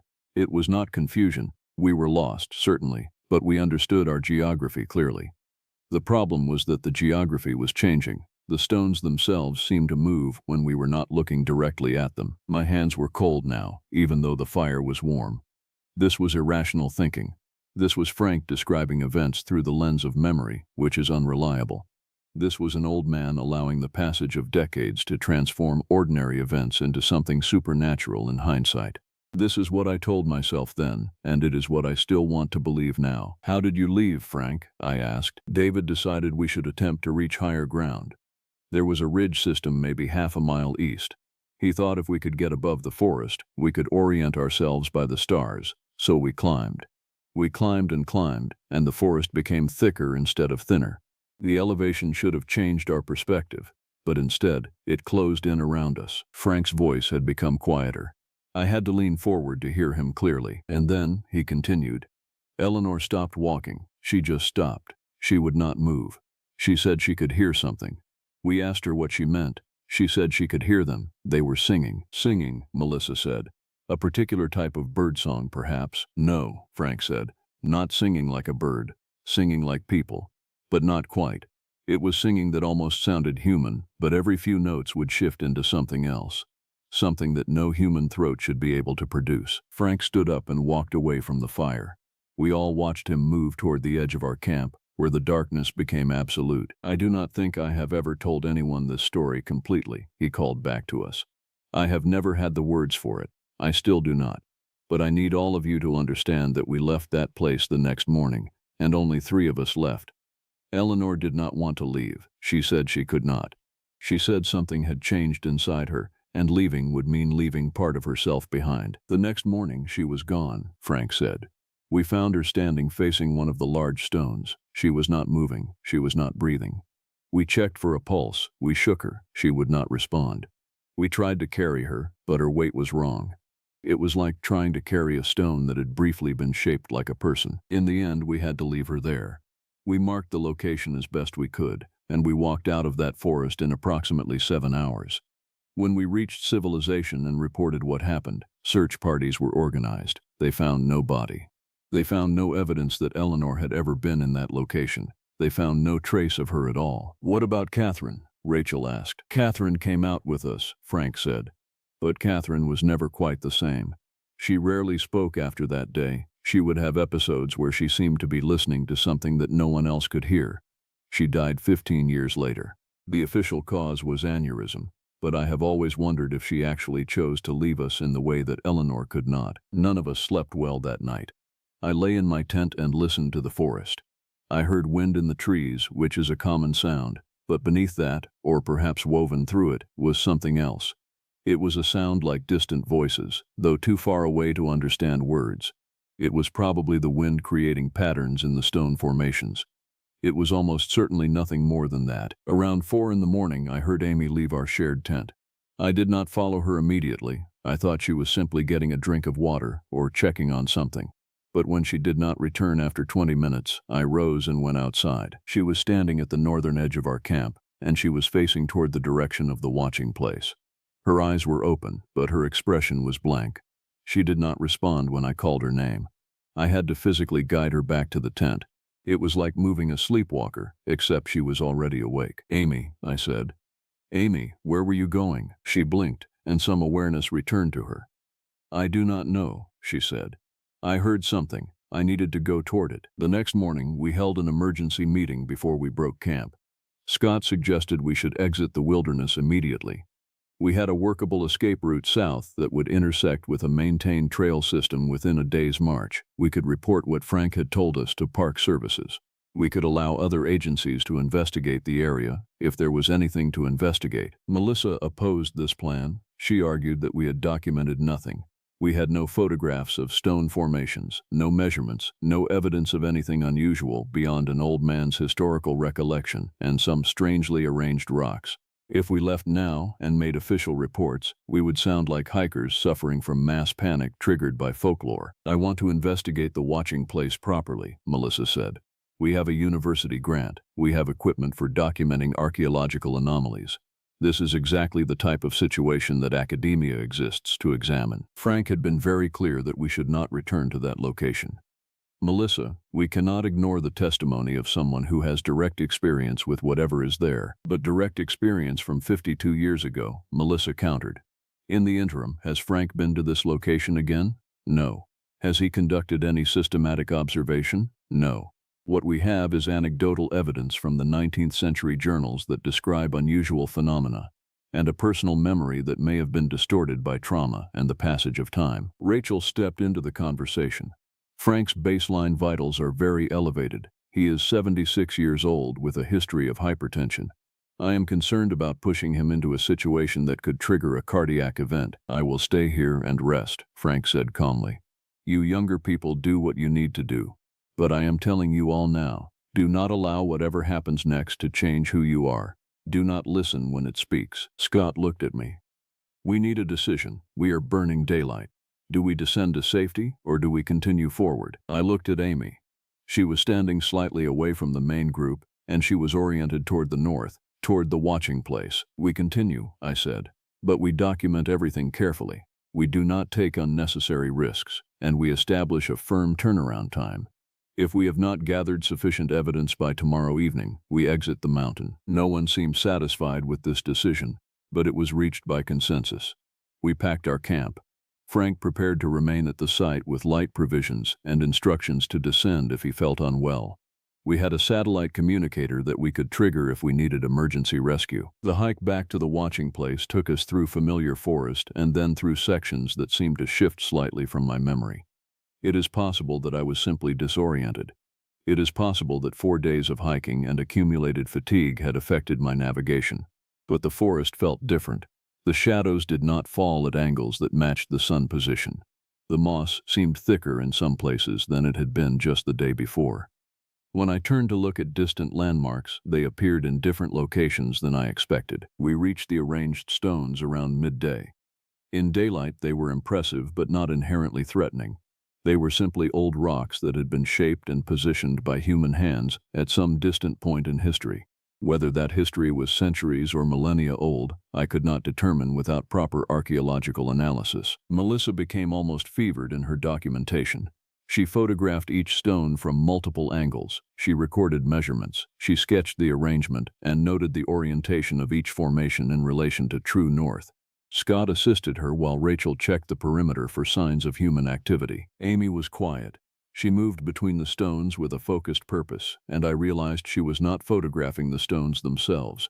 She was documenting the spaces between them, the gaps, the shadows, the areas where the eye seemed to slide away if you looked too directly. "What are you photographing?" I asked her. "The conversation," she said. "That does not make sense, Amy. These are stones. They do not have conversations." She lowered her camera and looked at me directly, not with each other, with us. "Look at how they are positioned. They are all facing us. Every major stone formation is oriented toward this central area where we are standing. We are in the middle of something, a circle, a collection point." I did not want to examine this observation closely, but it was true. Now that she had mentioned it, I could not see the arrangement any other way. The largest stones faced inward. The smaller stones created pathways that converged at a single point. We were standing in that convergent center. "Why would ancient peoples create such a formation?" Rachel asked. "To watch something," Melissa said. She was still making notes, but her voice had become uncertain. "Or to contain something, or to draw something. The interpretive frameworks are limitless." As the afternoon progressed, I noticed that the quality of light was changing in ways that did not match the passage of hours. It should have been moving steadily toward evening, but the light seemed fixed. The sun remained in a position that suggested it was approximately 2 o'clock, but my watch indicated that it was now approaching 4. "Has anyone else noticed the light?" I asked. "Noticed what?" Scott replied. "The light seems normal to me. It is remaining too consistent. The shadows are not lengthening the way they should be." Scott checked his watch. "It is 4:27. The sun should be lower in the western sky, but you are correct, it is not. The light is coming from above and slightly from the north, which is not where the sun should be." For the first time, I saw Scott's composed demeanor crack. His hand moved to the satellite communicator on his belt. "Maybe we should call this in. Report our location to base and let them track our position." Before he could activate the device, it failed. He tried the power switch twice. He checked the battery connections. Nothing. The device was functioning correctly in that moment, and then it was not. Electronics do not typically fail in such an abrupt manner without physical damage. Rachel noticed that her watch had stopped. It showed 4:27. My watch, however, continued to work normally. It now showed 4:43. Amy's camera had gone dark, though the battery indicator showed full charge when she first turned it on that morning. "We should leave," I said. "This is enough. We have documented what we need to document. We gather the samples that Melissa requires and we exit now." Melissa was resistant. "We have barely begun the analysis. There are subsections of the stone arrangement that I have not yet examined. The stratification patterns suggest that there are multiple construction phases, spanning possibly 2,000 years. Melissa, the instruments are failing. Something is wrong with the local conditions. We need to leave." She turned to argue with me, and that was when she stopped speaking. Her mouth moved, but no sounds emerged. It was like watching someone speak through soundproof glass. Her expression showed surprise, and then something that might have been curiosity. She touched her throat, and her fingers came away from her neck wet with blood. Rachel moved to her immediately. She was the professional. She was trained for this. She guided Melissa to sit and examined her throat. "There is no visible trauma," she said. "No lacerations, no obstruction. But there is bleeding inside. I cannot see where it is coming from." Melissa made a sound then. It was not a scream or a cry. It was more like the sound of air being forced through a constricted passage. It was horrible because it demonstrated effort without control. Her body wanted to communicate, but something had severed the connection between intention and execution. "We need to carry her," I said. "We move now. We move quickly, and we do not stop until we are far from this place." Scott and I created an improvised stretcher using my emergency poncho and 2 sturdy branches. Rachel remained with Melissa and monitored her condition. Amy walked beside us, but she did not speak. She moved with the sort of mechanical efficiency that I had only seen in people who were profoundly dissociated from their circumstances. The descent from the watching place should have taken 3 hours. We had ascended that route just hours earlier, but as we attempted to retrace our path, the forest refused our route. Paths that had been clear became blocked by dense vegetation. Landmarks that we had specifically noted appeared in completely different locations. We tried multiple directions, and each route seemed to lead us deeper into increasingly disorienting terrain. The trees began to look identical. The stone formations that should have been singularities started to repeat. I would see a distinctive root system on one oak tree, and then, a short distance later, I would see what appeared to be the exact same oak with the exact same root system. Scott maintained his composure. He was using his compass, and he insisted that we were moving generally south and downslope. But the compass readings seemed to waver. The needle would swing wildly before settling on directions that did not align with solar observation. "How much longer?" Rachel asked. Her voice was steady, but her hand never left Melissa's shoulder. "I do not know," I said. "I do not know where we are." As the hours passed and darkness approached, I began to understand that we were no longer moving through a forest that we could map or navigate using conventional methods. The forest itself was becoming inconsistent. The rules of perspective were breaking down. Distant objects appeared close. Close objects seemed impossibly far. The canopy above was so dense that it blocked almost all light. Yet somehow, we could see well enough to avoid immediate collision with trees. Amy stopped walking. She was pointing at something in the direction we were moving. "There," she said. Through the trees I could see lights. They were low and they were moving. Multiple lights spread across a wide area, moving with deliberate purpose. "Search parties," Rachel said. Frank must have contacted park services, but the lights were moving toward us, and they should have been directly above us if search teams had positioned themselves at the known exits from this section of forest. The lights were coming from the direction where there should be only wilderness. "Do not respond," I said. "Keep moving. Do not acknowledge those lights." "Why not?" Scott asked. But even as he said it, I think he understood, because I do not know what they are. We changed direction. We moved at an angle that was intended to bypass the lights, but the lights changed direction too. They were tracking us. Whether they were searching or hunting, I could not determine. The night became complete. There was no moon visible through the canopy. The only lights in the entire world were those distant moving sources and the fading glow of our flashlights. We had conserved batteries, but consumption was accelerating as darkness increased our reliance on artificial light. My mind was beginning to fracture under the sustained pressure of inexplicable circumstances. All of my training and experience was telling me that this was impossible. We were lost in a forest in the Appalachian region. We were likely suffering from disorientation caused by stress and exhaustion. The solution was to maintain position and wait for rescue, or to continue moving methodically until we reached recognized terrain. But something in me understood that none of these approaches would work. Something in me recognized that we were no longer operating within the normal parameters of wilderness navigation. "We need to stop," Amy said. "We need to stop and wait for dawn." Scott checked his equipment. "We have enough provisions for one more day if we ration carefully. The satellite communicator is still not functioning, but physical landmarks should become more visible once we have sunlight. That is the most reasonable course of action." We created a basic camp in a small clearing that appeared to have been used by other travelers at some point in the past. There was a fire pit made of stone. There were bones scattered at the edges, which Rachel identified as animal remains. They were old, scattered by scavengers, nothing more than that. But as we sat around the dead fire pit, I could not stop thinking about Frank's story. Eleanor had become a stone. She had been unable to leave. Melissa had lost her ability to speak. The forest was actively preventing our departure. "I do not think we are lost anymore," I said. "What do you mean?" Scott asked. "I think we have been found. I think whatever is in these mountains has gathered us, and we are no longer free to leave." Rachel did not argue. She did not suggest that I was suffering from psychological breakdown. Instead, she asked a practical question. "How do we survive this?" I did not have an answer. Melissa died during the night. The hemorrhaging in her throat had accelerated. There was nothing Rachel could do. She could only sit with her and monitor her descent into unconsciousness, and then into silence. Melissa did not struggle. She did not appear to be in pain. She simply left, as though she had been waiting for permission to stop. When dawn did not come, I understood that we had truly lost contact with normal passage of time. We sat in complete darkness for what felt like 8 hours, but none of our watches advanced. The darkness was absolute. It was the type of darkness that exists before light had been invented. It was the darkness of caves that have never seen sunlight. Around what would have been 4 in the morning under normal circumstances, the lights returned. The moving lights that had pursued us the previous night now surrounded our clearing. They hovered at the edges of our vision, never close enough to illuminate source or form, but omnipresent. "You have come to the wrong place," Amy said. Her voice was different now. It was Amy's voice, but it was being used in a way that Amy did not control. She was speaking words that her body was compelled to speak. "There is a reason that Frank stayed away for 52 years. There is a reason that only 3 of you left the mountain his first time here." Rachel moved closer to me.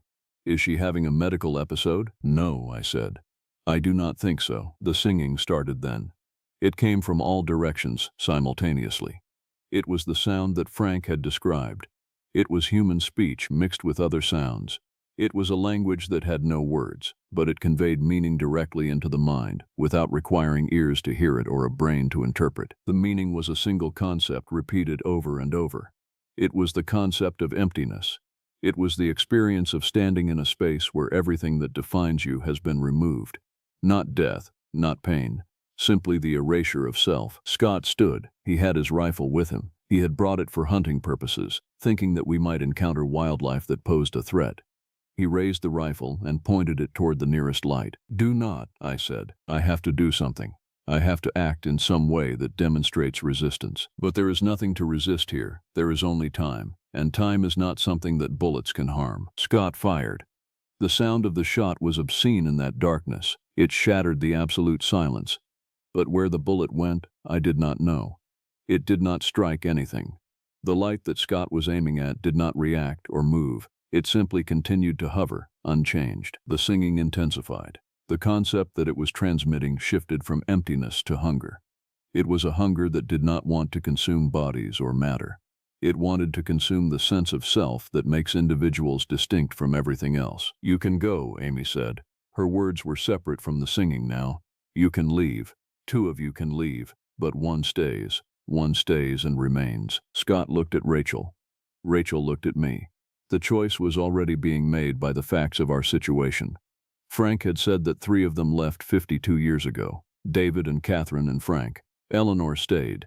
The pattern was repeating. 5 of us had entered the forest. 1 had already died. Now 1 of the remaining would stay, and 3 would leave. Rachel stood. "It should be me," she said. "I am the oldest. I have lived a full life.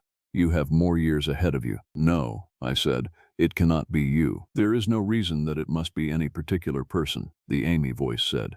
"The choice does not belong to you. The choice was made when you entered this place, and I understood then that I already knew who would stay. I had known since the evening of the second day, when Amy stood at the edge of camp and heard the singing.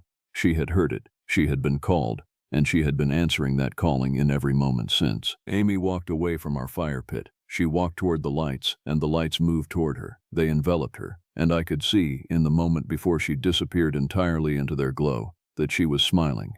She was not being pulled, she was choosing.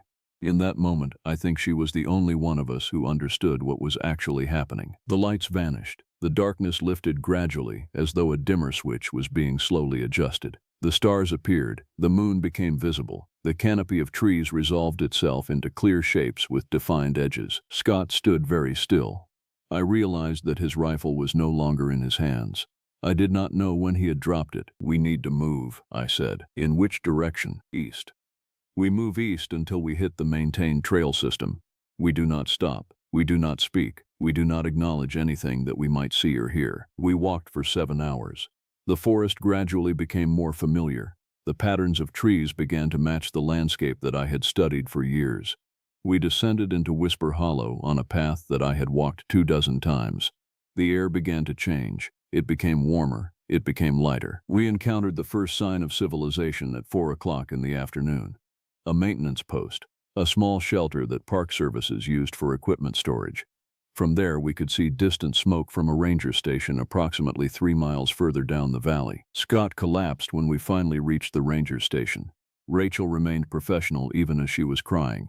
She explained that there had been an accident, that Melissa had fallen and struck her head, that we had become disoriented during the night and had spent most of the morning finding our way back to recognized trails. Search teams were organized. They went back to the watching place and found nothing. They found no evidence of Melissa. They found no stones arranged in particular patterns. They found no lights. They found nothing that would corroborate any part of our account. Frank was already gone when we returned to civilization. He had called Park Services the evening that we had departed from our camp.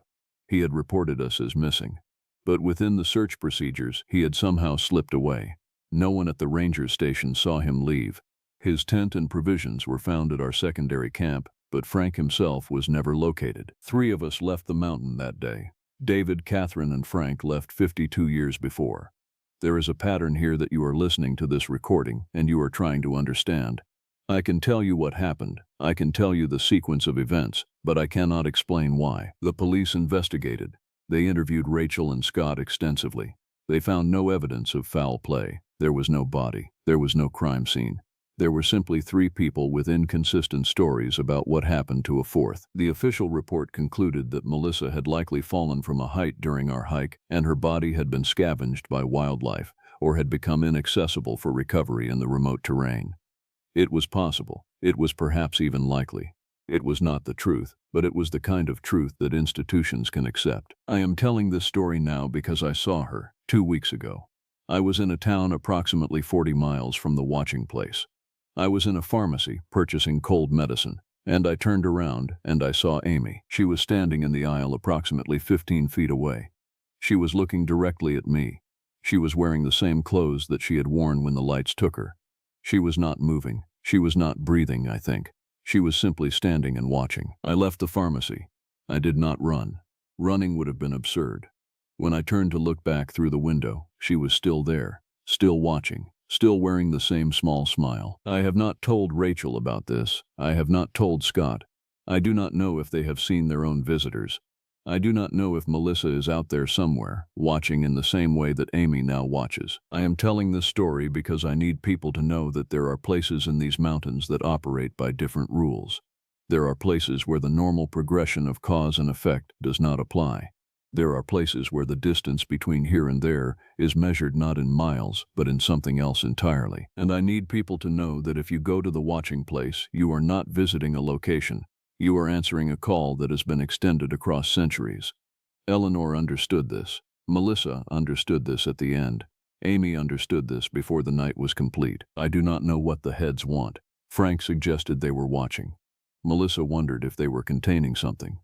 I have a theory that is perhaps worse than either of those possibilities. I think the heads are gathering. I think they have been collecting individuals for purposes that we cannot understand. I think Amy is still there, standing in that pharmacy in her same clothes with that same smile, because she has been transformed into something that can wait forever for reasons that we have no framework for comprehending. And I think that every missing person in the Appalachian region, every hiker who has disappeared without explanation, every child who has wandered into the forest and never returned, I think they might be out there too, still watching, still smiling, still waiting for the rest of us to understand what the heads have known all along. My name is Jason Evans, and I am 46 years old. I have spent the last 20 years working in the Appalachian Mountains, and I thought I understood every corner of these ancient ridges and shadowed valleys.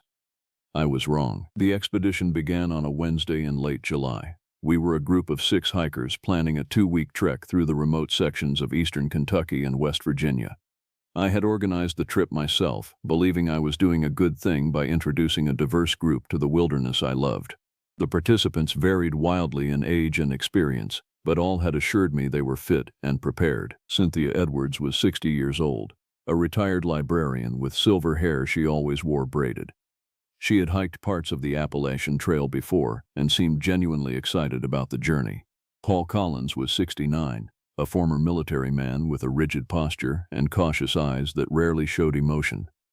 Rebecca Stewart was my cousin, 35 years old, a photographer who wanted to document our experience for a magazine article. Mark Sanchez was a successful businessman from Atlanta who claimed he needed to reconnect with nature. At 55, he had the kind of energy that made me slightly uneasy, though I could not articulate why. And then there was Diane Morris, 78 years old, the oldest among us. She insisted she had hiked these mountains in her youth and wanted to return one final time. We started at dawn on a narrow trail near the Kentucky border, where the mountains rise up so sharply that you cannot see their peaks from below. The summer heat had not yet broken, and even in the early morning, sweat soaked through our shirts within the first mile. The trail was overgrown in places, suggesting that few people ventured this far from the main paths. This was intentional. I had chosen this particular route because it offered solitude and a genuine sense of wilderness. The sounds of civilization would be completely absent. By midday, we had covered 8 miles. The trees grew so densely above us that the sunlight became fragmented and strange, casting the forest floor in an odd twilight even though it was barely noon. Cynthia commented on the beauty of it. Rebecca photographed everything. Paul moved through the landscape like a machine, his breathing steady and measured. Mark complained about his blisters. That first night, we camped in a small clearing near a creek whose name I could not remember, though I had passed it before. I believe it was called Miller's Run, or possibly something similar. The name does not matter now. What matters is what happened when darkness fell. We had finished our dinner, a meal of dehydrated food that tasted like cardboard and salt, and we were sitting around a carefully managed fire when Diane asked about the old stories. She asked if I knew the legends about the nightmares. Her voice was casual, as if she were asking about the weather, but I noticed that Paul and Cynthia went quiet immediately. I did not want to speak about such things. They seemed foolish in that moment, and I worried they might frighten the group unnecessarily. But Diane was watching me with an expression that suggested she knew something that predated my own knowledge. She was older than me by more than 3 decades. Her eyes held the weight of someone who had lived long enough to witness strange things. I told them what I knew, or what I thought I knew. The nightmares were part of Appalachian folklore, creatures from the old stories that people in these mountains had told for generations. Most scholars believed they originated from a combination of sources: folk memory of wild horses that roamed the ridges centuries ago, mistaken identifications of animals seen in darkness, and the psychological effects of isolation and fear. The stories described them as horse-like beings that appeared at night, creatures that caused nightmares and brought a sense of dread to anyone who encountered them. Some versions of the legend claimed they could steal a person's breath. Others said they fed on fear itself. All of the stories agreed that they moved through the mountains in the darkness, and that no one had ever captured or killed one. Rebecca asked if I had ever seen one. I had not. Mark laughed nervously and said he did not believe in ghost horses. Paul said nothing. Cynthia began gathering the dishes. Diane smiled at me in a way that made my stomach tighten. We retired to our tents as the light completely faded from the sky. The darkness in the mountains is not like darkness elsewhere. It is not merely the absence of light. It is a presence in itself, something that seems to press against your skin and seep into your lungs. I lay in my sleeping bag for hours, listening to the sounds around our camp. Owls called from the canopy above. Something large moved through the underbrush far away. The creek gurgled softly. These were normal sounds, sounds I had heard countless times before, but that night, there was something else. It began as a sound at the edge of my hearing, a rhythmic thumping that I could not quite identify. I told myself it was an animal, perhaps a deer moving through the forest, or a raccoon foraging for food. But the sound was too regular, too deliberate. It was like hoofbeats, slow and measured, circling our camp at a distance. I rose from my sleeping bag and stepped outside. The night was moonless, and the stars above seemed impossibly far away. The hoofbeats stopped when I emerged from my tent. I stood in the darkness for several minutes, listening, but there was only silence and the gentle sound of the creek. I told myself I had imagined it. When I returned to my tent, I found I could not sleep. I lay awake until dawn, hearing nothing else, but unable to dismiss the feeling that something had been watching us from just beyond the reach of our dying fire. The next morning, I asked the others if anyone had heard strange sounds during the night. Only Paul admitted that he had been awake, but he claimed he had heard nothing unusual. Rebecca said she had slept deeply. Mark snored and had heard nothing. Cynthia and Diane both looked at me with expressions I could not read, and they said nothing at all. We broke camp early and continued up the trail. The mountains that day seemed to close in around us, the ridges becoming steeper, the valleys deeper. By evening we had reached an elevation where the air was noticeably cooler, and the tree species had shifted from deciduous forest to a mix that included evergreens. It was here that Mark twisted his ankle crossing a stream, and here that we decided to spend an extra day allowing him to recover. On the second night in our camp near the high ridge, the sounds returned. This time, everyone heard them. The hoofbeats began around midnight, and they were close. They circled our camp repeatedly, and the sound was unmistakable. The steady clip-clop of a horse moving through the rocky terrain around our tents. But there was something wrong with the sound. The gait seemed wrong, uneven in a way that suggested the animal was not entirely solid, as if the hoofbeats were echoing from a great distance, even though they sounded close. I emerged from my tent with a flashlight and found the others doing the same. We gathered around the dying embers of our fire, and I shone my light into the darkness beyond our camp, sweeping the beam across the surrounding forest and rocks. I saw nothing. There was no horse, no animal of any kind, and yet the hoofbeats continued, moving through the darkness in a circle around us, always just beyond the reach of the flashlight. Mark was terrified. He had gone pale, and his breathing had become rapid and shallow. Rebecca held her camera, but her hands were shaking so badly that she could not focus it. Cynthia stood silently beside the fire, her face unreadable. Paul had retrieved a large knife from his pack and was holding it at his side.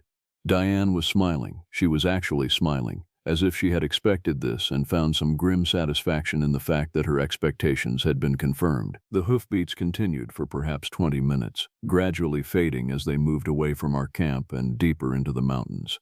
We did not sleep that night. We sat around the fire, adding wood to keep it burning, and we waited for dawn. When the sun finally rose, the mountains looked the same as they had the day before. But something had changed. We had been marked by the darkness, touched by something that did not fit into the rational world I had constructed for myself. The expedition had become something else entirely, though I did not yet understand what. On the third day, Mark's ankle had improved enough that he could walk, though he moved slowly and with obvious pain. I wanted to suggest that we return to the starting point, but I could not justify it based on anything except my own fear. We had heard hoofbeats in the darkness, that was all. People heard unexplained sounds in the wilderness all the time. It meant nothing, but I did not believe that, and neither did the others. Rebecca asked if we should cut the trip short and return to civilization. Cynthia said nothing, but her eyes agreed with Rebecca. Paul did not voice an opinion, but he seemed coiled, as if he was waiting for an explanation and had already decided he would not accept any rational one. Mark wanted to continue, claiming his injury was much improved and he would be fine. Diane insisted we continue, though she offered no reason for her insistence. I chose to continue, and the others followed my lead because I was the guide, the one who had organized the expedition and claimed to understand the wilderness.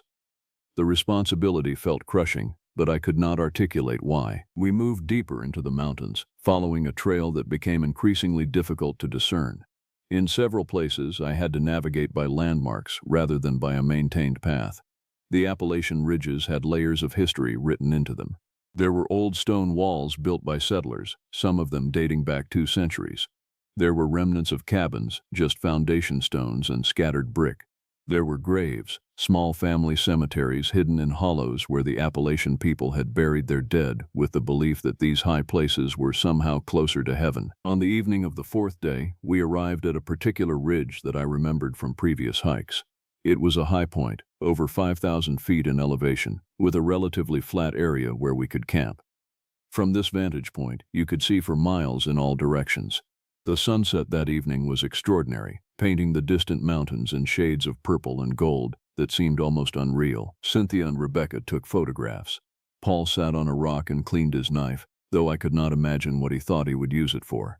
Mark lay on the ground with his leg elevated, nursing his pain medication with the grim determination of a man trying to anesthetize himself. Diane walked to the edge of the ridge and stood looking out at the distant mountains, and I noticed that she was standing in exactly the same position where I had stood on previous visits to this location. I asked her if she had been here before. She said she had, many years ago, though not on this exact ridge. She asked if I knew the history of this place. I said I did not, though I was curious. Diane told me that in the 1800s, a family had lived here for a period of time.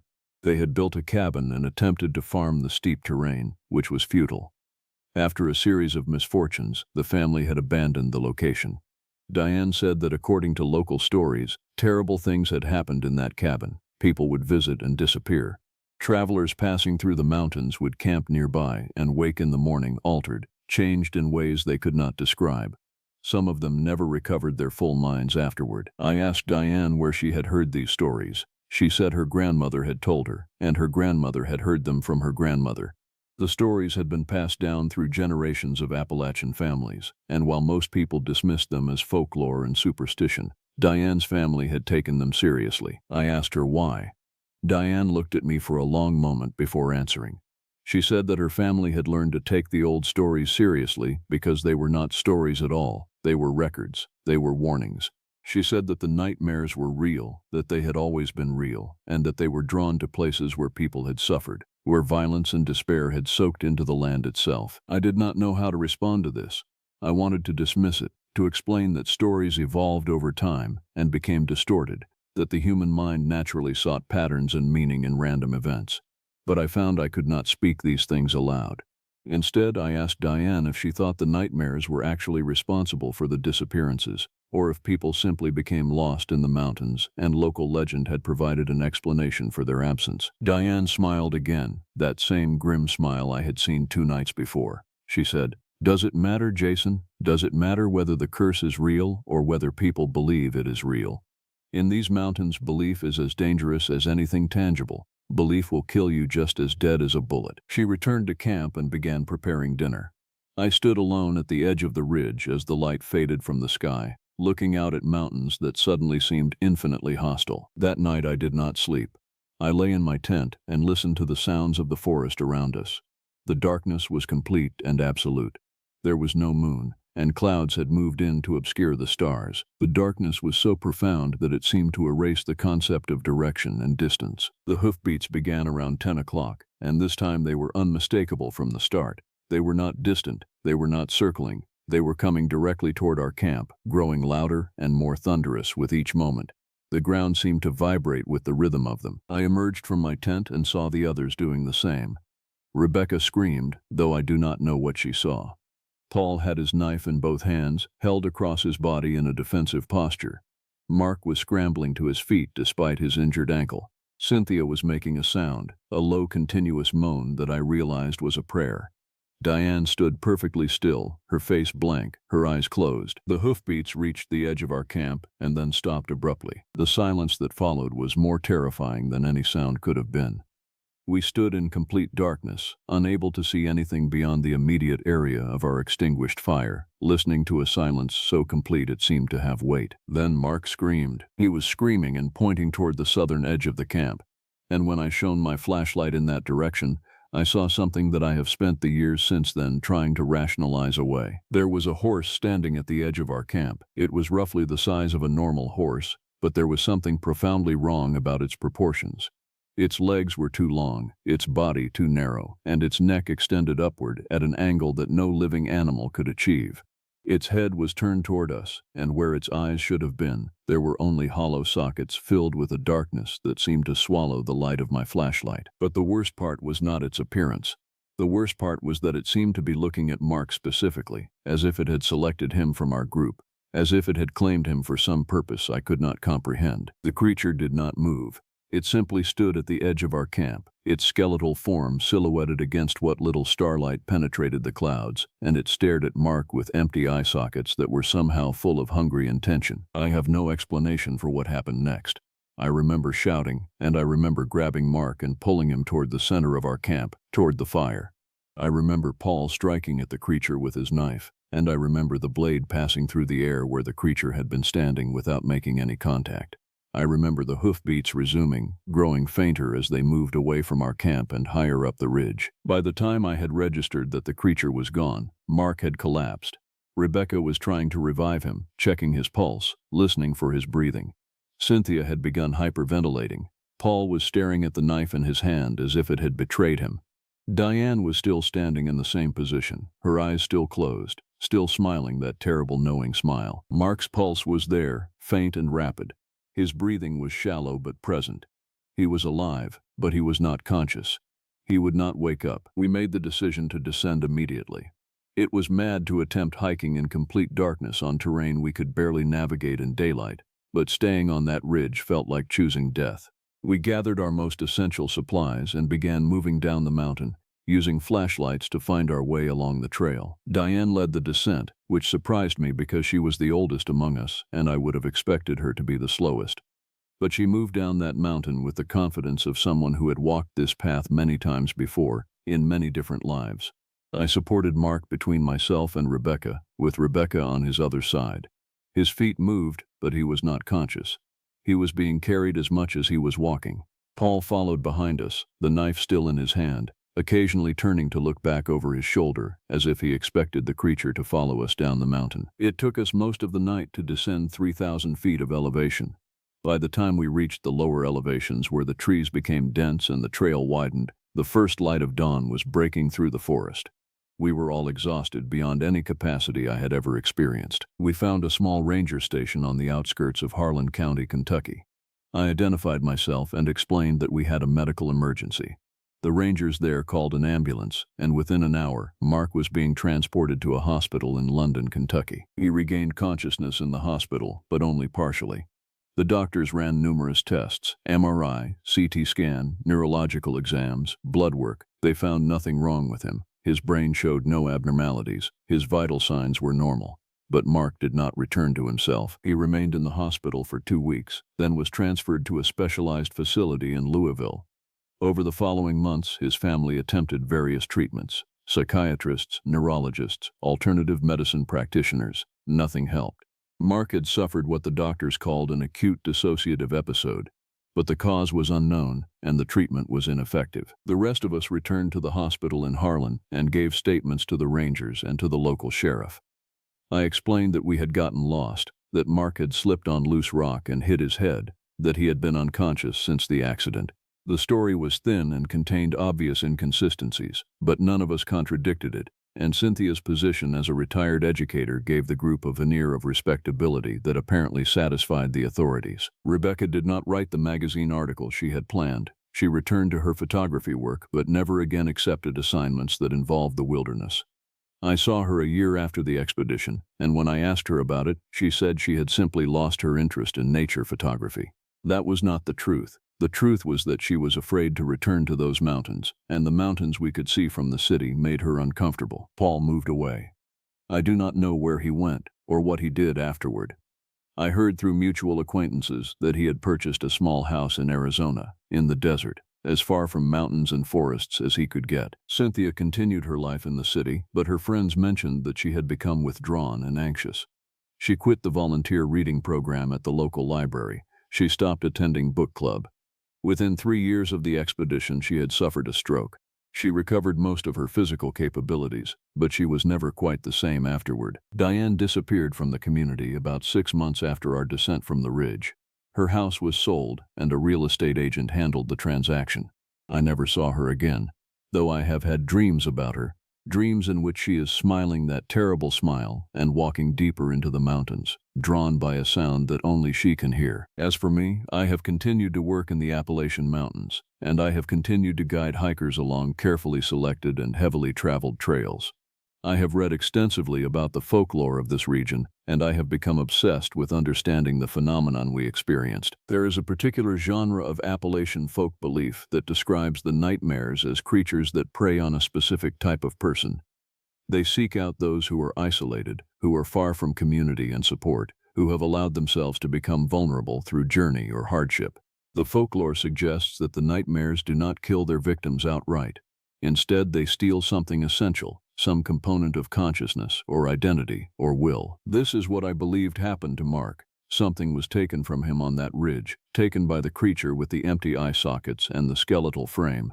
What was taken cannot be returned, and what remains in Mark's body is only an echo of who he was. I have not contacted Mark's family. I have not attempted to visit him in his facility. I tell myself that I am protecting him from further attention, further scrutiny, further harm. But the truth is simpler and more selfish. I do not want to look into his eyes and see whether anything of himself remains in there, or whether what is left is only a hollow shell wearing his face. I have not returned to that particular ridge. I have not attempted to locate the cabin that Diane mentioned, or to explore the ruins she implied existed there. I have been warned, and I have taken the warning seriously, but sometimes, on nights when the wind moves through the mountains in a particular way, carrying with it the sounds of distant movement, I hear them. I hear hoofbeats moving through the ridges and valleys, and I know that the nightmares are still out there, still moving through the Appalachian darkness, still seeking those whose isolation has made them vulnerable. I have taken a job as a hiking guide during the day. I lead tourists along marked trails through popular areas, but at night I return to my small cabin in the foothills, and I remain vigilant. I do not allow myself to venture far from human civilization after darkness falls. I do not explore the wilderness alone. I do not allow myself to become isolated in the way I did on that ridge, because I remember now what Diane said to me on that last night. She said that in the mountains, belief is as dangerous as tangible threats, but she was wrong about one thing. The nightmares are not merely the product of belief, they are real. I know this because I have seen them, or at least I have seen something that my mind refuses to accept as entirely explicable by any rational framework. The question that haunts me still, the question that has animated my research and my fear for years, is not whether the nightmares exist. The question is whether they are drawn to places where the land itself is cursed by human suffering, or whether they create that suffering themselves. Whether they are the cause of the terror or merely the symptom of something far more profound and far more troubling. I have begun to wonder whether Mark was actually taken by the creature on that ridge, or whether he was simply the first among us to understand what we had truly encountered. Perhaps in his current state, locked away in his facility, unable to communicate with the outside world, Mark is actually the fortunate one. Perhaps he has been spared the years of doubt and fear and obsessive research that the rest of us have endured. Sometimes I think I should return to that ridge. I think I should go back during the day, in sunlight, when surely nothing terrible could occur. I think I should find the ruins of that cabin, if they truly exist. And I think I should finally understand what happened to us on that terrible night. But I do not go back. I remain in the foothills, guiding tourists on safe, marked trails, listening to their laughter and their complaints and their wonder at the beauty of the natural world. And I tell myself that this is enough. I tell myself that I have been given a second chance, and that I should not squander it by returning to the darkness I barely escaped. At night, though, when I am alone in my cabin and the mountains are speaking to each other in a language I cannot fully comprehend, I wonder if the nightmares have marked me the way they marked Mark.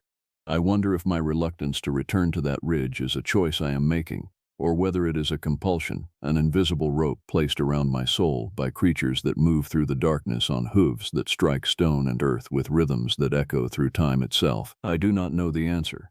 Perhaps I will never know. But I know this: the Appalachian Mountains hold secrets that were old before humans ever arrived to settle their valleys and ridges.